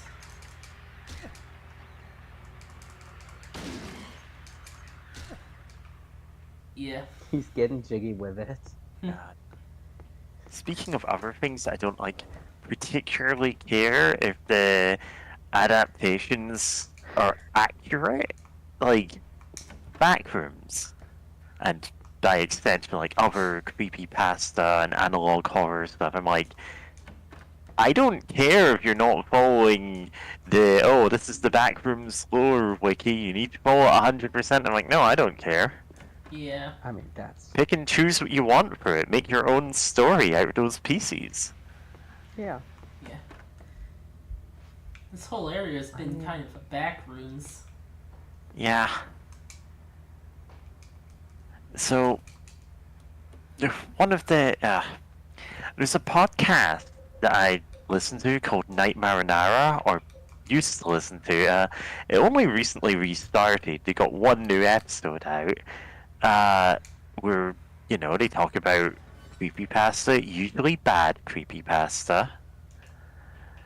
And on the most recent episodes, they were going into, like, they came across someone who was talking about, oh yeah, I need to make up a definitive timeline for Slender Man, and you all, like, we're all gonna follow it, so we have consistency in our stories. And everyone's like, this is stupid, I'm not doing that. Why is Slender Man secretly I have Beowulf? declared myself the CEO of Slender Man. I know people who would do that. There's nothing else for me in this room. But yeah, the Backrooms has deeply stupid lore about, oh yeah, there's 400 levels to the Backroom, and Entity 27 has this effect, oh, and Item 7 does this, and it's like, I don't care. It's all stupid. pick and choose whatever you want. There are no rules. If it makes for a better story, ditch literally every piece of lore that other people came up with and go with your own thing. Yeah. So, checking on the room after you find Maria dead in there, notice that the text said, "I don't want to, but I have to leave this." Yeah, that gets you a point That's true. towards the Maria Excuse me. ending.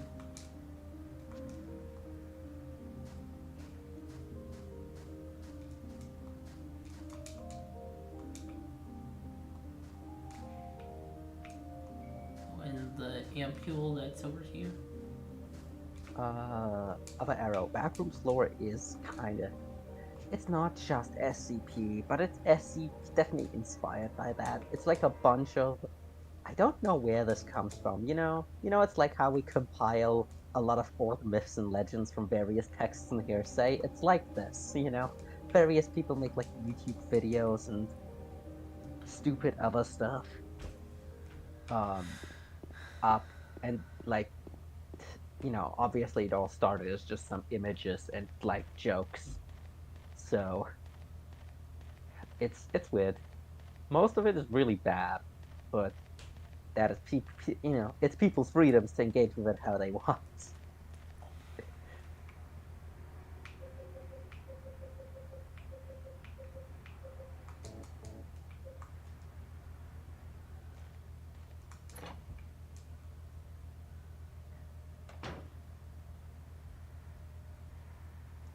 Oh yeah, the funny backroom lore is like always stuff like, oh yeah, the backroom monsters which are allergic to almonds. So Yeah, you drink that almond was- milk. God, that was from an early backrooms thing where it's meant to be like, oh yeah, the air is poisonous. It's like got cyanide in it, and people, for some reason, interpreted this as you are losing your sanity because of the effects of the backrooms. Drink almond milk to restore it. Ah. See, this is because of my hyperfixation, but whenever I hear things like this, I'm just like, man, this is just like the Bible. It's exactly like the Bible. This is how the Bible started. They were trying to write analog horror and it got out of hand. Bathrooms lore. Yeah, there's the infinite bathroom lore. The infinite bathroom floor, which is where I would spend all my time. Yeah. Getting flashbanged by switching to a all-white tab. Yeah. So fun fact, like, infinite bathroom, like, as in, like, a, restroom, toilet kind of setup, like, one that stretches on forever, is one of the surprisingly common anxiety nightmares. Like, it's usually indicative of, like, not feeling you have any privacy. And it's one of those things you could say it to someone if they don't know about this, and they'll go, "Oh, how did you know I had that dream?" And it's like, no, this is a common dream that people have if they feel like that. There's a lot of Yeah, other I've had- dreams like that that Oh, okay. Sorry. Go ahead. No, I thought you were about to finish, but then you started another sentence. That's why I launched. Sorry. I was just gonna go, yeah, that's really all I had to say. There's other common dreams like that. This is one people don't tend to think of. It's always like, but I thought I was the only one who had the infinite bathrooms dream. Yeah, mine tends to blend like bathroom and infinite water park into like a larger amalgam, but I also tend to have a lot of infinite supermarket or like IKEA. Personally, I find those dreams very comforting. I'm always like, damn, why did I have to wake up? I wish I was still at the infinite water park going down the infinite water slides.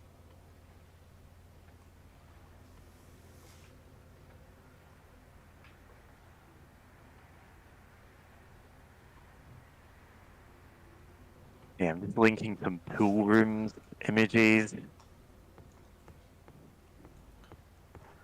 And it's like, yeah, this is just something like this is a common dream.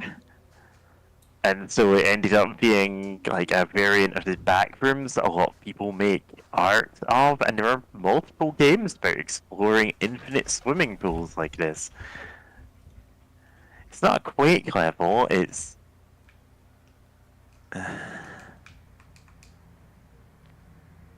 like I can link to 7 or 8 different games just have levels like this, including Doom's famous My House .wad. See, I'm always thinking it would be cool if someone built something like this, but then this kind of things could never work as like some kind of weird amusement park situation, because being Yeah. here, but there's also like 100 other people in this image, it's just not the vibe you're looking for.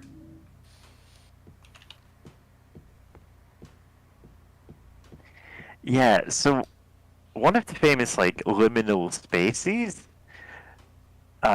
which like there's a Gmod level for it, is this really distinct looking swimming pool. It's like wow, it's so liminal. It's like you can hardly imagine people being at this water park, and I'm like, oh yeah, that's Leaf Water World. It used to be in Edinburgh. Like it's literally just modeled on that.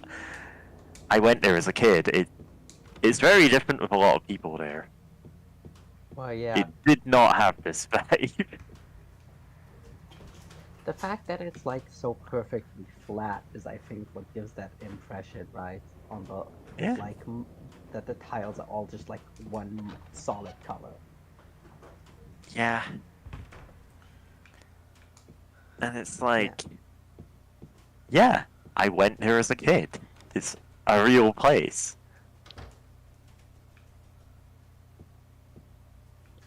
But like people have just like had Gmod like RP sessions there. Like, oh, we're trapped in the infinite pool backrooms and it's just Water World and Leaf. And it was closed multiple times for hygiene reasons, and then closed for just not having a very high like customer throughput. It got rebuilt into like a soft play area at one point.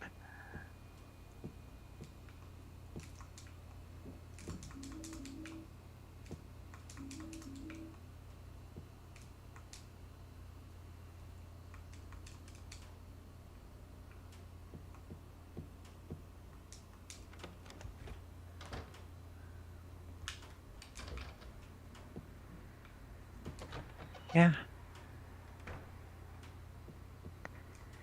And it's, you know, that's just context. It can end up with a completely different vibe if you've actually been to the place. It's also just that there's a lot of spaces you're just not used to ever seeing devoid of people, right? It's the same way Yeah. that a city would have a completely different vibe when you walk through it and there's just nobody in broad, even though it's broad daylight. Yeah. I mean, during the pandemic, when streets were just empty because people genuinely did not know if they were allowed to go outside, which kind of briefly ruined Dead Mall videos for me, like videos of people exploring like abandoned malls or malls that were no longer in like full operation, you know?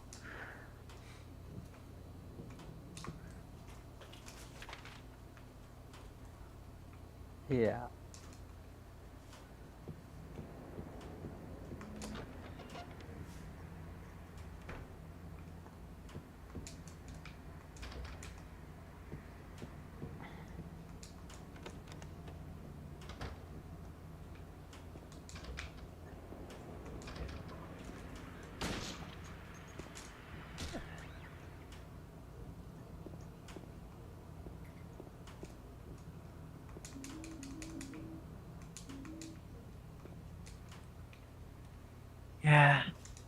I've definitely like seen enough videos about dead malls, you know, Mhm. and other like abandoned places.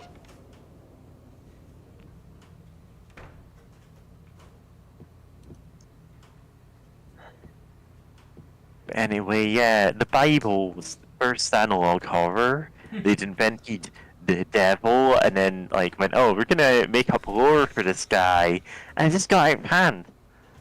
Yeah, no one could agree on the lore, and then some people were like, "Oh, this is actually the lore," and then some other guys were sure, and then later other guys were like, "Wait, no, that's dumb. I'm not gonna Yeah. write about this." And then some guy put in his OC, and the whole thing started revolving around this Jesus guy.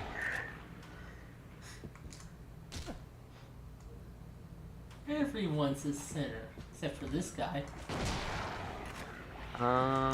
Well, it's complicated.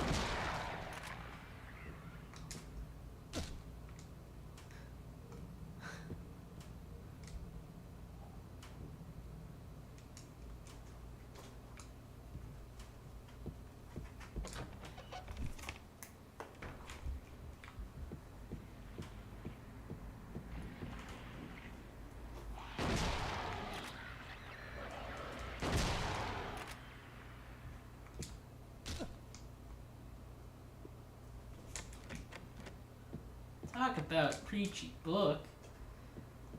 Oh, right, it's the suitcase. The suitcase.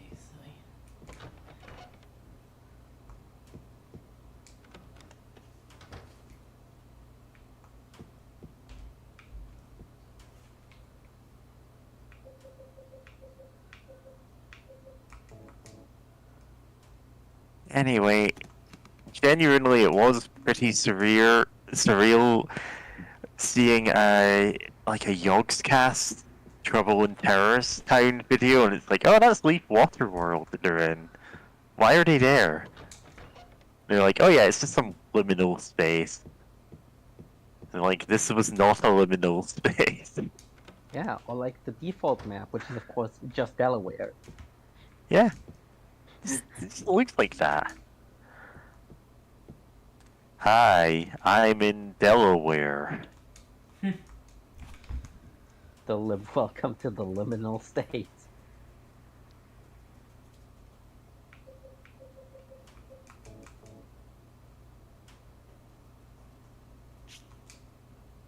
Lock. Yeah, the Delaware backrooms, a literal liminal state that goes on forever.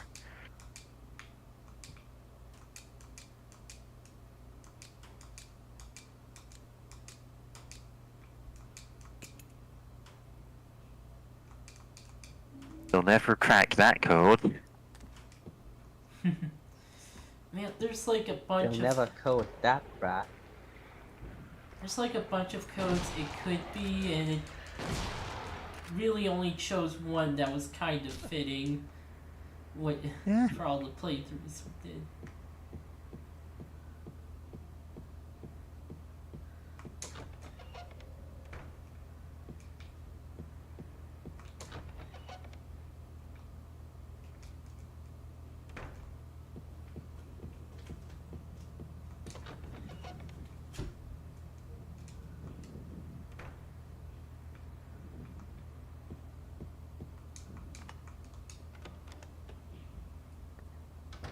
Yeah.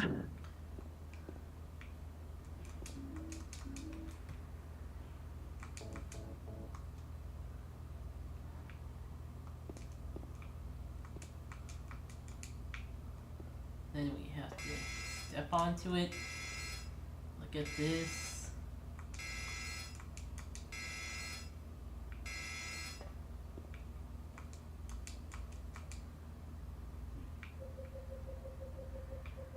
Nonsensical weight allowance.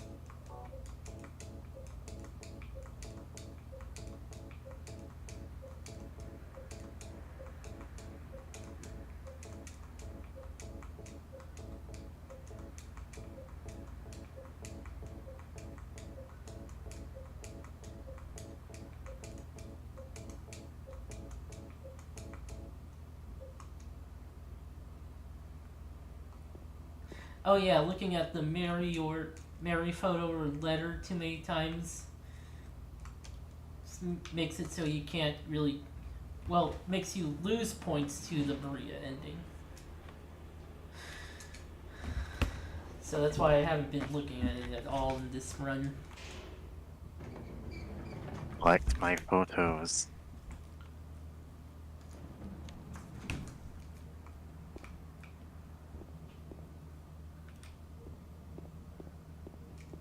Hi, hi.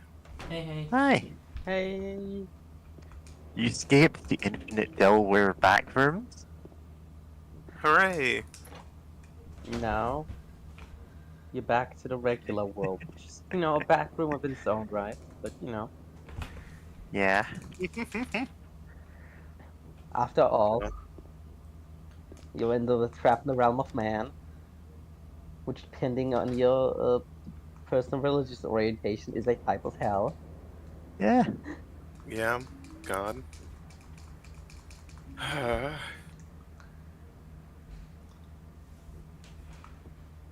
God, sorry, it just in another server, Mary mentioned that she went somewhere and like someone was handing out like chick tracks, which is Oh wild. yeah. God, I forgot about that. So yeah, earlier on today, I help out at a local well, political party stall because I'm, you know, Yeah, extremely left wing at this point. And we just saw like a pamphlet lying on the ground, and I was like, "Is that a chick track?"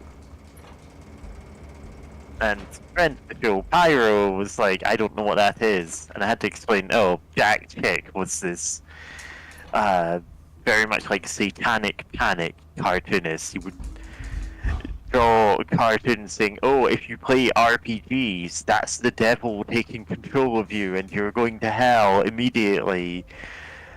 Because D&D teaches real magic, or if you listen to rock music, the devil is going to take over the world somehow. Or, And it's you like, know, he he's- hated. Yeah. For a quote-unquote Christian, he seemed very concerned about the devil being like some kind of equal and opposite god. Which is not a thing in Christianity as No, like, but he was also in very any... like he was very Jewish, Yeah, anti-Catholic, he was awful in a lot of ways. Halloween. He But, kind of like- had a lot of chips on his shoulder, like a lot. Yeah, but Obviously genuinely, anti-atheist, where he like this... Yeah, go also ahead. he portrays. Sorry, yeah, I know. This was gonna finish. He portrays this a classic view in which obviously the only reason why people aren't converted to Christianity is because they never heard of it yet. You just never heard of Jesus. And it's like, They've I've heard of never him. heard of Have you? No, 'Cause you don't who's sound that like you guy? have. Yeah, obviously you'd be super into it if you heard of it. Yeah, and the thing is, though, right, this guy, like, he was writing these comics, what, 30, 40 years ago? They were of a very particular time, and so it's wild seeing them in the modern day in the UK, where we don't really have Mm-hmm. that kind of evangelical, like, kind of, yeah, it's just wild to see that, and it genuinely was a chick tract. Yeah, they had to order those in then, Yeah. Yeah. which is a Sadly, shame you that need people to can mass order them. the D&D one. You know, they know you want Specifically, it to it was just, one called on The a list. Little Ghost. God, but oh yeah, I wanted to bring up like Mary mentioned like like God like an equal like but like opposite force like the devil is the equal opposite force to like God, and it's like thing is in like the United States of America, especially if you're evangelicals and such. Yeah, that's what they think of the devil. Like you would almost hear them talk more about the devil than you would about God. It's In like any context, they're so obsessed with like as the devil as a justification for Well, literally modern- everything. American evangelicals take most of their belief system from Puritans who originally fled to America because they got excommunicated by the church in Europe. Mm-hmm. It's funny. We were talking earlier about who would worship a god of evil. I think those people. Those people basically- really want hell to be real. It's the thing. Yeah. Yeah. Those Thinking about that one Bible. Sorry, go on, James. Those people basically do worship the devil because they And like, really want Sorry. it Yeah. as a justification. Yeah, it is very much its own denomination of Christianity, with the belief system that is very divorced from most commonly understood ones. Also, what I wanted to say is, because the Bible has sort of like Dragon Ball movie problem of occasionally being like, well, when did this happen? There's one very funny, I think, apocryphal book where they're like, well, when did the harrowing of hell happen? Well, on one night, Jesus teleported away from a cross, went to hell, beat up Satan, climbed back up on the cross, then they executed him. It's like, that's enough for one night. Returns to the cross. And then someone sees him and is like, Jesus, why are you going back? And he goes, shh, wink, all part of the plan. All part of the plan. Yeah. Very funny interpretation of the harrowing of hell happening while Jesus is being crucified. But he didn't have to physically go there. I again, always thought that happened interpretations. while he was dead. Yeah, that's what most people believe. That's probably also why that book's apocryphal. It's also more like early Bible, very unclear on the physicality of the afterlife, obviously, and like for a really long time in the books, the actual idea of what's supposed to happen is that everyone's in limbo until the end times, at which point Jesus will whisk you off to wherever your soul's supposed to go. Crimson But like, Ceremony. Then they're like, well, actually, the people that I like are all in heaven. Speak. well, the Bible's a bit like King Crimson in that it seems to make sense when you get like a summary of it, but if you get into the specifics of it, you find a lot of small but important contradictions to the simple explanation. I am the Crimson Where it's like- One.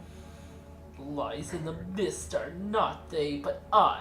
You all know that I am the one. Yes, and the one is I. Believers, hearken to me. 20 score men and 7,000 beasts. Heed my words, speaketh them to all, and they shall ever be obeyed, even under the light of the proud and merciless sun. I shall bring down bitter vengeance upon thee, and thou shalt suffer my eternal wrath. The beauty of the withering flower and the last struggles of the dying man, they are my blessings.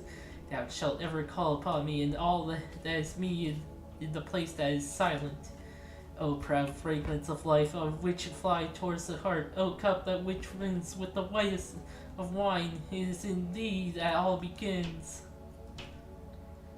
And that's the last item I need for the ritual ending, or rebirth ending.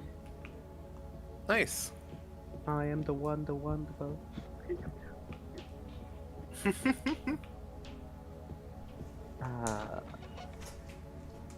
But yeah, I mean, there's like several mentions of Hades in the Bible, which are very funny. Like, just retrospectively, it never really expounds on what his role in the pantheon's supposed to be. God, yeah. No, sorry. I'm speaking of that. I'm just reminded of some guy on a Christian radio station years ago. I heard I was in the car with my dad and heard he was like, oh, he went to India to, evangelicals, to spread the good, spread word about the good book, and he was talking to someone and he's like, oh, so is Jesus like an avatar of God? And it's like, no. Oh, then it's oh, is Jesus another no, god? This is the hard question. Right? Yeah. Right, and This has caused so many heresies. right, and Never Right. answer this question. It's a trap. Never But, let someone trick you into asking you about the nature of the Trinity. It's a trap. The thing Yeah, is, so I- straightforward, but people will go, well, actually, It's so it's this way. straightforward, but like if you try to explain it in more words, it gets easier and easier to commit heresy. Yeah. right. Yeah. To continue, right? It's like the preacher sounded offended that the guy said like, "Oh, so you have three gods?" It's like, no, it's just the one. Oh, so it's like Jesus and the Holy Ghost like avatars of God, and it's like no, and it's like it kind of it made it seem like this preacher man literally never once actually considered how Well, yeah, that all worked obviously. out, right? Like just never once actually considered like the question of like, okay, what are they to each other? And like, because he's like, he just answered no to everything, and it's like, and The this guy's just canon. Yeah, no. The canon answer, the problem is that that relationship cannot be truly understood by the human mind, because obviously it is godly. Like Jesus, the Holy Ghost, and the Father are all equally God, but they are not each other. That is the correct description. Anything that you add gets dicey. well, I mean, Yeah. okay, canon to what's to like Catholicism or just like to what? Ah, precisely? now we're If getting you- into the weeds. Okay. Oh my. Wow. Sarai, don't die, Tequila. Oh, the heresy is getting me. This is accepted by the core teachings of the major world religions about the practice of the major denominations. Protestants, evangelicals, and Catholics are technically all supposed to believe this. Although in practice, this is obviously not directly true of most practicing Christians. No, the Bible mentions it in the original text, but it gets cut out in various translations, among others King James, which doesn't mention him. Oh, that's wild. a shame. That cuts out all the fun parts. It just leaves in a like one of- racism, apparently. One of the writers has like a line in the King James where it's like, "And hell followed him," but in the original it's "And Hades followed him." Yeah, just the guy. Oh. God, that's The really guy, funny. or perhaps the place, unclear. Yeah, just dragging it along in a trailer. I mean, hell is plays, but also Yeah, it's when funny you that have, like, hell and Hades is just jail. like walking along behind. Yeah, guys, I'm coming. And I'm here too. Oh. Yeah, you thought the four horsemen were bad. Bada bing, bada boom. I'm here too. Oh I no, it's mean, James Wood. The entirety of Revelations is like, "Oh, you thought the four horsemen were bad in the book. Ah, watch out for the seven-headed beast. Watch out for those locusts with the face of men, long flowing hair, breastplates as armor, legs like horses, stingers like scorpions, and teeth like lions." And at some Yeah, point you're just that like, sounds "That's not right. a locust anymore." That's the guy. At some point you're losing the locustness of this by adding too many things. Also, they sting you, but you cannot die, for you will wish to die during the time of Revelation, and 1/3 of people will suffer horrible boils, and then 1/3 of the oceans will turn to blood. The rest of the ocean turns to blood later. That's a different one. That happens during the bowls, I think, and not during Yeah, the trumpets. We're double dipping on that one. It's technically two signs. Don't worry about Yeah, it. I think the rivers turn to blood first, then 1/3 of the oceans, then all of the oceans. Okay, so this conversation might be different as well. Every conversation is different. The camera angle is, at least. James. Oh yeah, this is different. Maria, I'm finished with you. What? But I'm what you wanted. Mary's dead. They should make this game with Sonic the Shadow the Hedgehog, and looking for his Maria. God. But I Well, can isn't that what Sonic X Shadow Generations is going to be? I don't know if it's quite gonna have the tone of Why don't you want me? fucking protagonist swap, Sonic's Shadow Generations, You're and not Silent Hill 2. Without God. Mary, I just We could absolutely mod Shadow the Hedgehog into this game. Can we mod a nude James Sunderland to be running around Sonic levels with jet skates? Yeah.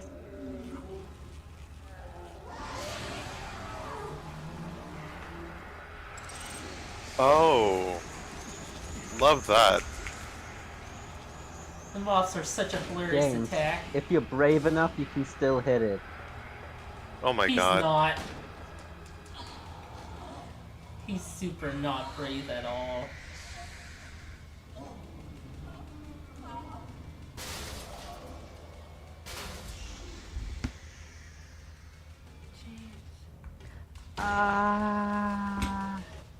The Book of Revelations is absolutely canon, but it's the least canon of the canon books. Get me? Like, it is Yeah. 100% officially accepted canon. However, people aren't happy about it. Yeah. There's a lot Oh of no, people who I know just don't people who like it. yell bits of it out of context and think that justifies, being awful. And it's like, man, you've really not read the rest of the Book of Revelations. And I know the Book of Revelations. Don't cite the fucking Bible at me. I read that No, shit. don't cite, I wrote it. I can't live Ah, without yeah, you gotta have the counter Bible verses to quote at people when they start quoting Bible verses at you. I don't even bother with that anymore because they're always like, no, I don't have to listen to that one. You're trying to mislead me. You're the devil. I got called a godless communist last week. Hell yeah. And I'm like, death. man, I know you've not read the Bible. That reminds Oh, me yeah. of that one King of the Hill thing. Like, you're just giving a list of quotes to repeat back to people verbatim. Although I should address, Catholicism considers the Book of Revelation canon. But Catholicism is of course also weird, since they kind of believe in the Golden Book, aka the Book of Saints. Saints are such a big thing too. Those are just, you get into the weirdest fucking stories of saints. Yeah. Also, y'all hear James talking, James Sunderland talking about like old gods giving the power to defy death or whatever? Oh yeah, Yeah. that's... Oh, this ending song is a bit different from the other ones. Oh, there it goes. Okay. Okay. Yeah, I think that was part of the song, but at the same time, it's meant to sound ominous because it's Yeah, whatever strongly the fuck that was implied. about. Yeah, it's strongly implied this is a bad idea. Yeah. It's weird because it's counted as one of the normal endings, but you can only get it on New Game Plus, and you also have to get those 4 items to get to it. Which, by the way, is another usage of 4 in this game. Maria The dies number 4. of death. Yep, Maria dies 4 times. There's 4 locations you go to. Although I say Maria dies 4 times, but well, we'll see in the last ending. Oh yeah, and there's 4 characters you talk to: Maria, Laura, Angela, and Eddie. Other than James and Mary. Mary only wait. really shows up at the end. Yeah. Go on.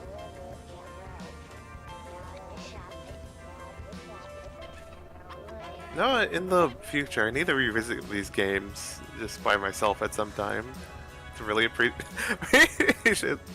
them some more and mess around. Because God, absolutely adore this game.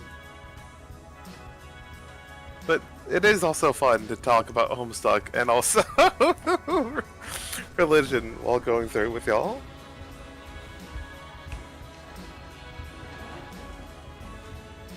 God. Oh. Oh yeah, are we gonna keep going or call it for... Yeah, there's one more ending I could show off. It's...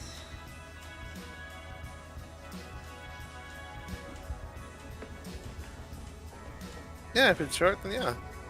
If that's the case, then, yeah, I wanted to go back to, talking real quick about, like, I guess the devil in, like, American Christianity of like, but there's absolutely the brand of Christianity here that is so obsessed with the devil having to be an equal force, because like then that gives them justification for things that like, oh, these people are going to hell because of this, or this or that, and we always have to be on guard and defend ourselves from the devil, right? Demons are real and out there and possessing people. Yeah, and like there's so much that comes from that sort of like belief, and it's like so wild because it's like it's just like the common thing of like, oh, of course the devil's like as a power, like a threat to God. Rather, like, at least a powerful oppositional force, not just... Rebirth, that's it. Yeah. But also, Yeah.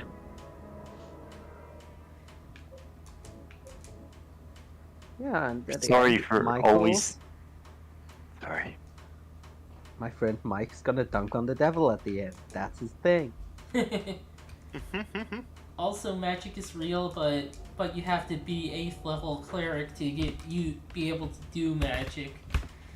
Yeah. That takes a long time, let me tell you. Yeah, that's so. That particular tick track is famously very stupid. Yeah. It was one that said, "Oh, well, playing D&D makes you a real witch, and you go to hell automatically." Yeah. Which is just also just so funny. Just on the conceptual level, and not just of chick Remember, tracks, but if you also die in the hell. game, you die in real life. Oh shit! Just like that one movie no one remembers, but like I was saying of just the idea of like, oh, our God is all forgiving and like merciful, but also though, Except, like you can play just D&D. except D&D. This is a Pathfinder household. Oh my god. But yeah, no, it like always gets me, and like I'm like growing up never had like a satisfying answer. Like, hey, what's up with that? Of like, why would there be just hell forever, like literally forever, if you don't do things this way, or if you don't do this? Well, the answer is that that's like kind of made up. Well, obviously it's made up in the Yeah. literal sense, but it's Obviously. also like mostly made up after the fact. Like, whatever your interpretation of Bible hell is, this definitely does not work like hell as described in popular conception. Yeah. Oh yeah. Like, the good place and the bad place interpretation where you just die and you go to one of hell and heaven is like very tenuous, let's say. Yeah. Like I know in Judaism there is no central belief of an afterlife. And it's like, I find that really interesting when I first heard that. I still remember telling my brother about that, and his first initial response was just, then what's the point? Which was like, really took me off guard. Like, what do you mean, what's the point? It's the like the life we're living Don't now. you believe it because you think it's true? Like, Yeah. well, I mean, what do you think? There's It's- no point to it. You think it's real, that's why you believe it, no? Yeah, and Yeah. also just the idea that life doesn't, to me it felt like, oh, what's the point of life if there isn't a reward at the end? And I'm like, this is like life should be the, this is what we got. That's why you gotta believe in the prosperity gospel, where if you're real Oh, good, no. God will make you super rich. Yeah, Huh. I fucking hate that. That's so common in the U.S. and that The most made up of all Bible things. This one's got zero Bible source. uh-huh. Listen, we've got to shove these people through the eye of a needle. Like, that's what the Bible says, right? Yeah, and obviously the Bible says right there that that's just like a gate in Jerusalem. You just gotta finesse There it is a little no bit. gates like that. There is zero historical precedent. In fact, No, investigation into you're the devil. what You're that being the meaning devil right is. now, Mary. I Stop am the trying to devil. tempt That's me. not the point. See, the thing is, it turns out it's not a camel for the eye of the needle. It might actually be a cable for the eye of the needle, and it's like and a foot talking because about the eye of the needle of needle is a thread. gate. Yeah. You just gotta put a rope through the eye of the needle. Ah. It's actually very Oh, that's easy. I don't know why they find it so difficult. Yeah, and God. he just said My that. point is, he just said anyone that to preaching say it, you prosperity know? gospel must be killed on sight. This is Listen, he legally just said actionable. It's not hard. It's Believe not me. hard for a rich man to go to heaven. That's why he said it like that. Yeah. Yeah. If I was a rich girl, na na na na na na na na na na na na na na. See, I'd go through the gate in Jerusalem, which can easily fit a camel. Okay, God. so we must skip this conversation, or well, the Skip every hallway, conversation. this hallway conversation. Hands over your ears. Skipping Put your hands over your ears. Why does it say ease? That's weird. Mary, Uh. what are you saying? I don't know what I'm saying. Disgusting. I don't deserve flowers. As long as you don't hear the end of the conversation, you're not going to hell. God. You don't deserve this big Toblerone, James Sunderland. But yeah, this conversation. But yeah, the conversation at the end. This one will be very different in this ending. Yeah. Extremely different. God, remember Oh, Neo nice. Yokio? Yeah. Well, kind of. I didn't actually watch it, but people posted it. That's a shame.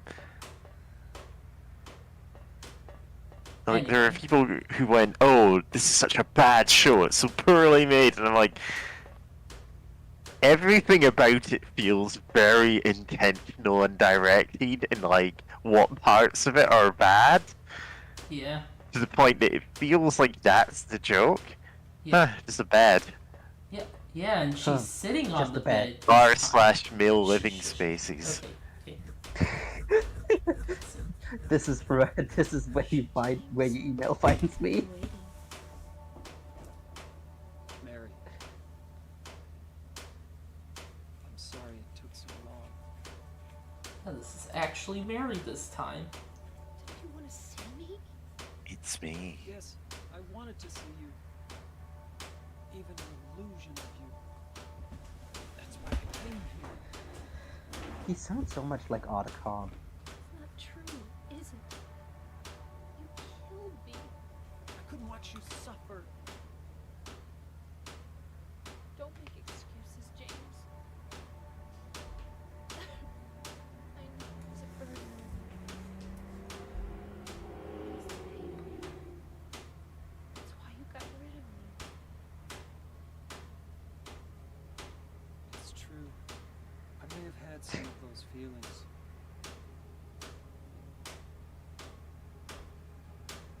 That is not the tone you should be saying that with, James. Long 3 years. Oh yeah. I was.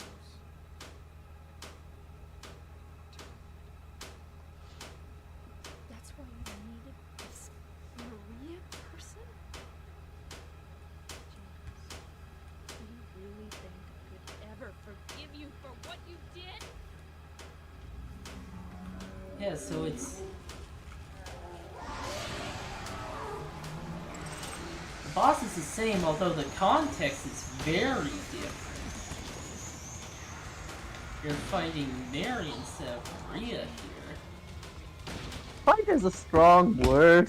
Well, I am playing on beginner mode difficulty, but yeah. Yeah, you don't get the final boss if you're playing in beginner mode. You get kicked back to the start screen. Oh, whoa, It the doesn't even record your graphics. high score.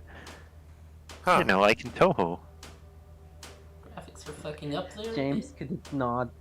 James didn't use any of the bombs, and thus he's getting a high score.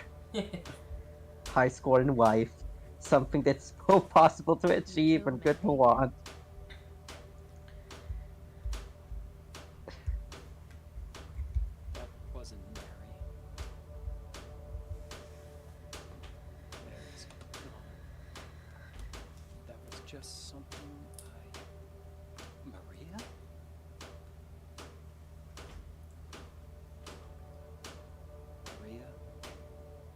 James.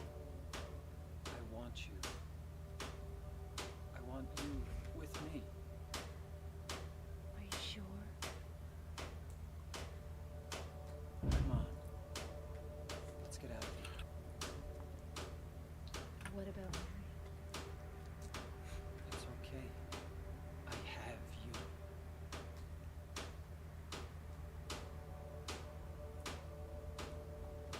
Have we considered that his wife simply have bad vibes, Arrow?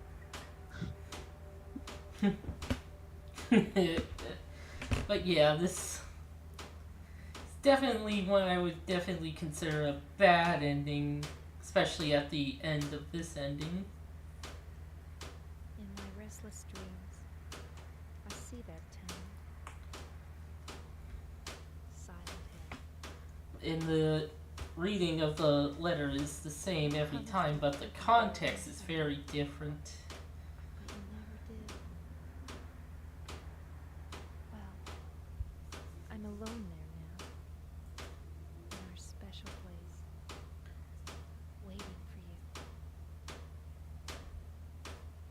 Waiting for you. And also, we didn't see the reading of the letter in the rebirth ending. Never do. Unfortunately, I'm not able to show off the dog ending because Wrapped in my cocoon. you either need the rebirth ending unlocked or all three of the normal endings.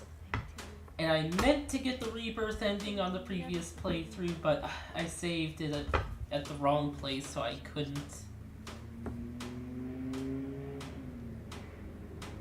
And I don't think people want to see me do an entire another playthrough just to get the dog ending. The dog. The dog. Yeah. There's like the extra difficulty for the puzzles. All I can think about is how unfair it all is. And like, The doctor which is like harder than hard. don't And want me like, to go home. interestingly, the puzzle at the the area under the prison is like how like the solution to those is never bodily harm or murder as the innocent person. Interesting. Missed you terribly. I'm afraid, James. But yeah, otherwise, I'm afraid you don't really want me to come home. yeah, this. Whenever you come see me, I can tell how hard it is on you. I don't know if you hate me or pity me. Or maybe I just disgust you. But I'm yeah, sorry about this is. When I first learned that I was going to die, I just didn't want to accept it. I was so angry all the time, and I struck out at everyone I loved most, especially you, James. Yeah, the leaf ending is That's him why going on because I that's what Mary understand wanted. what The you're doing. in-water ending is him. I didn't ask for this. I want you to know this, In-water James. ending is him I'll always just love you.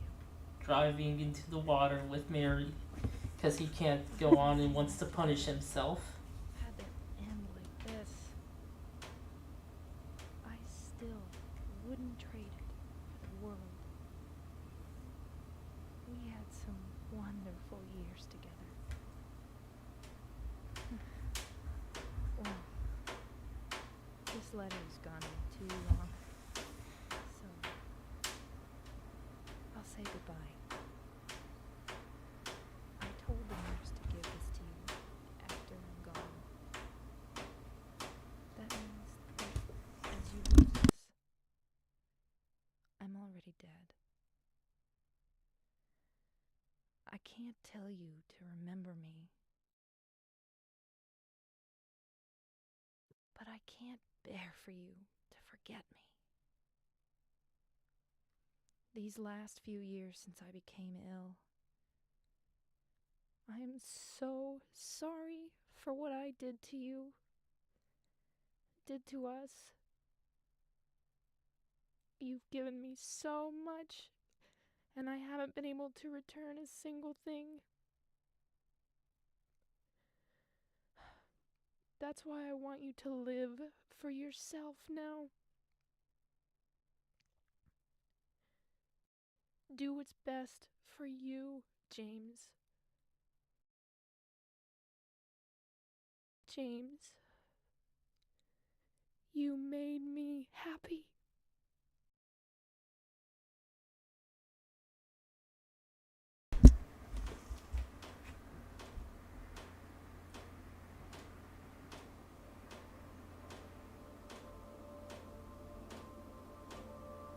God, that was still so heart-wrenching. Wait for it.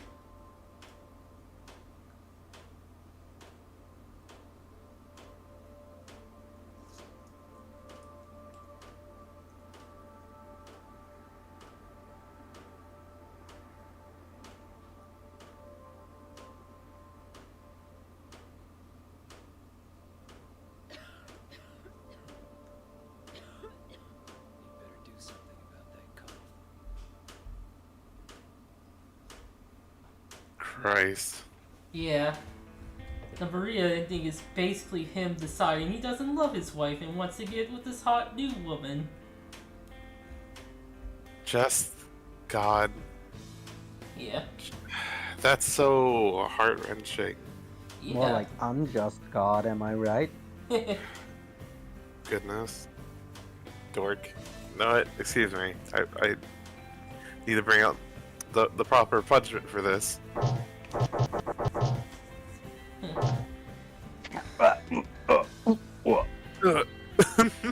Gargoyle, rope, bombs, you want it? Yeah. Not entirely sure what I'm doing next week. Silent Hill 3! Hmm. I'm joking. But it would be nice to get to that one at some point. Oh yeah. Heather's great. Yeah, that one's great.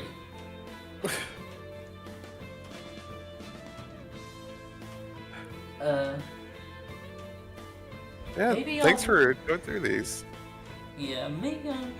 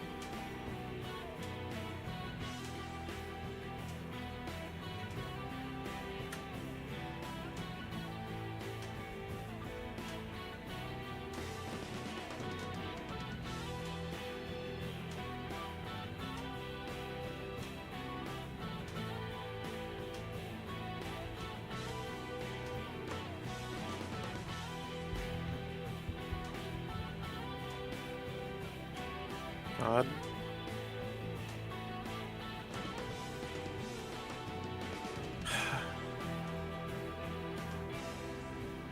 No, I still keep gushing about this game, and I feel like that's just the ending alone, or the very end of this ending, makes me feel like I'm gonna think about it like a month later, and just, you better do something about that cough.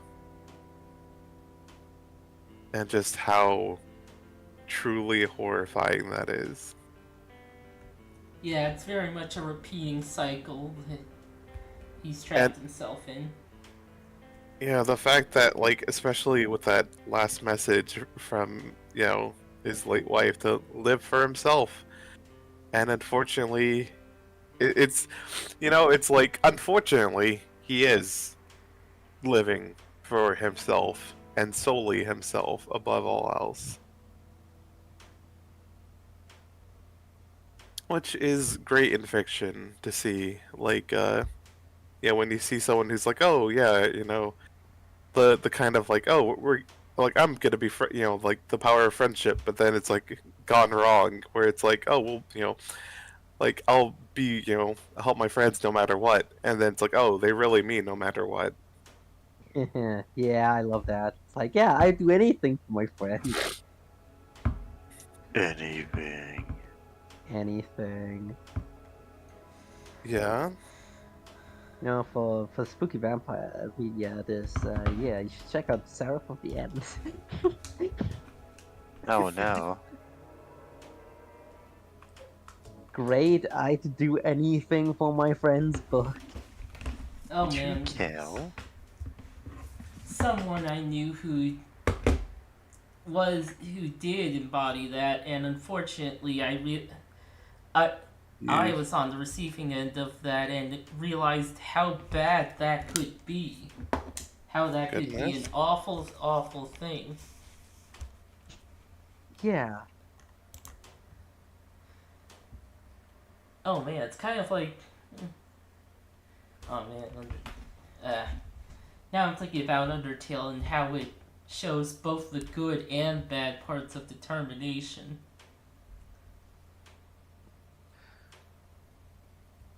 Yeah, I always love when we're like talking about the bad parts of like willpower, determination, and the human spirit. Get a robo. Get a robo. Yeah. Get a robo. Well, that's just thinking about penis. Penis. Well, bye everyone. Bye everyone. Happy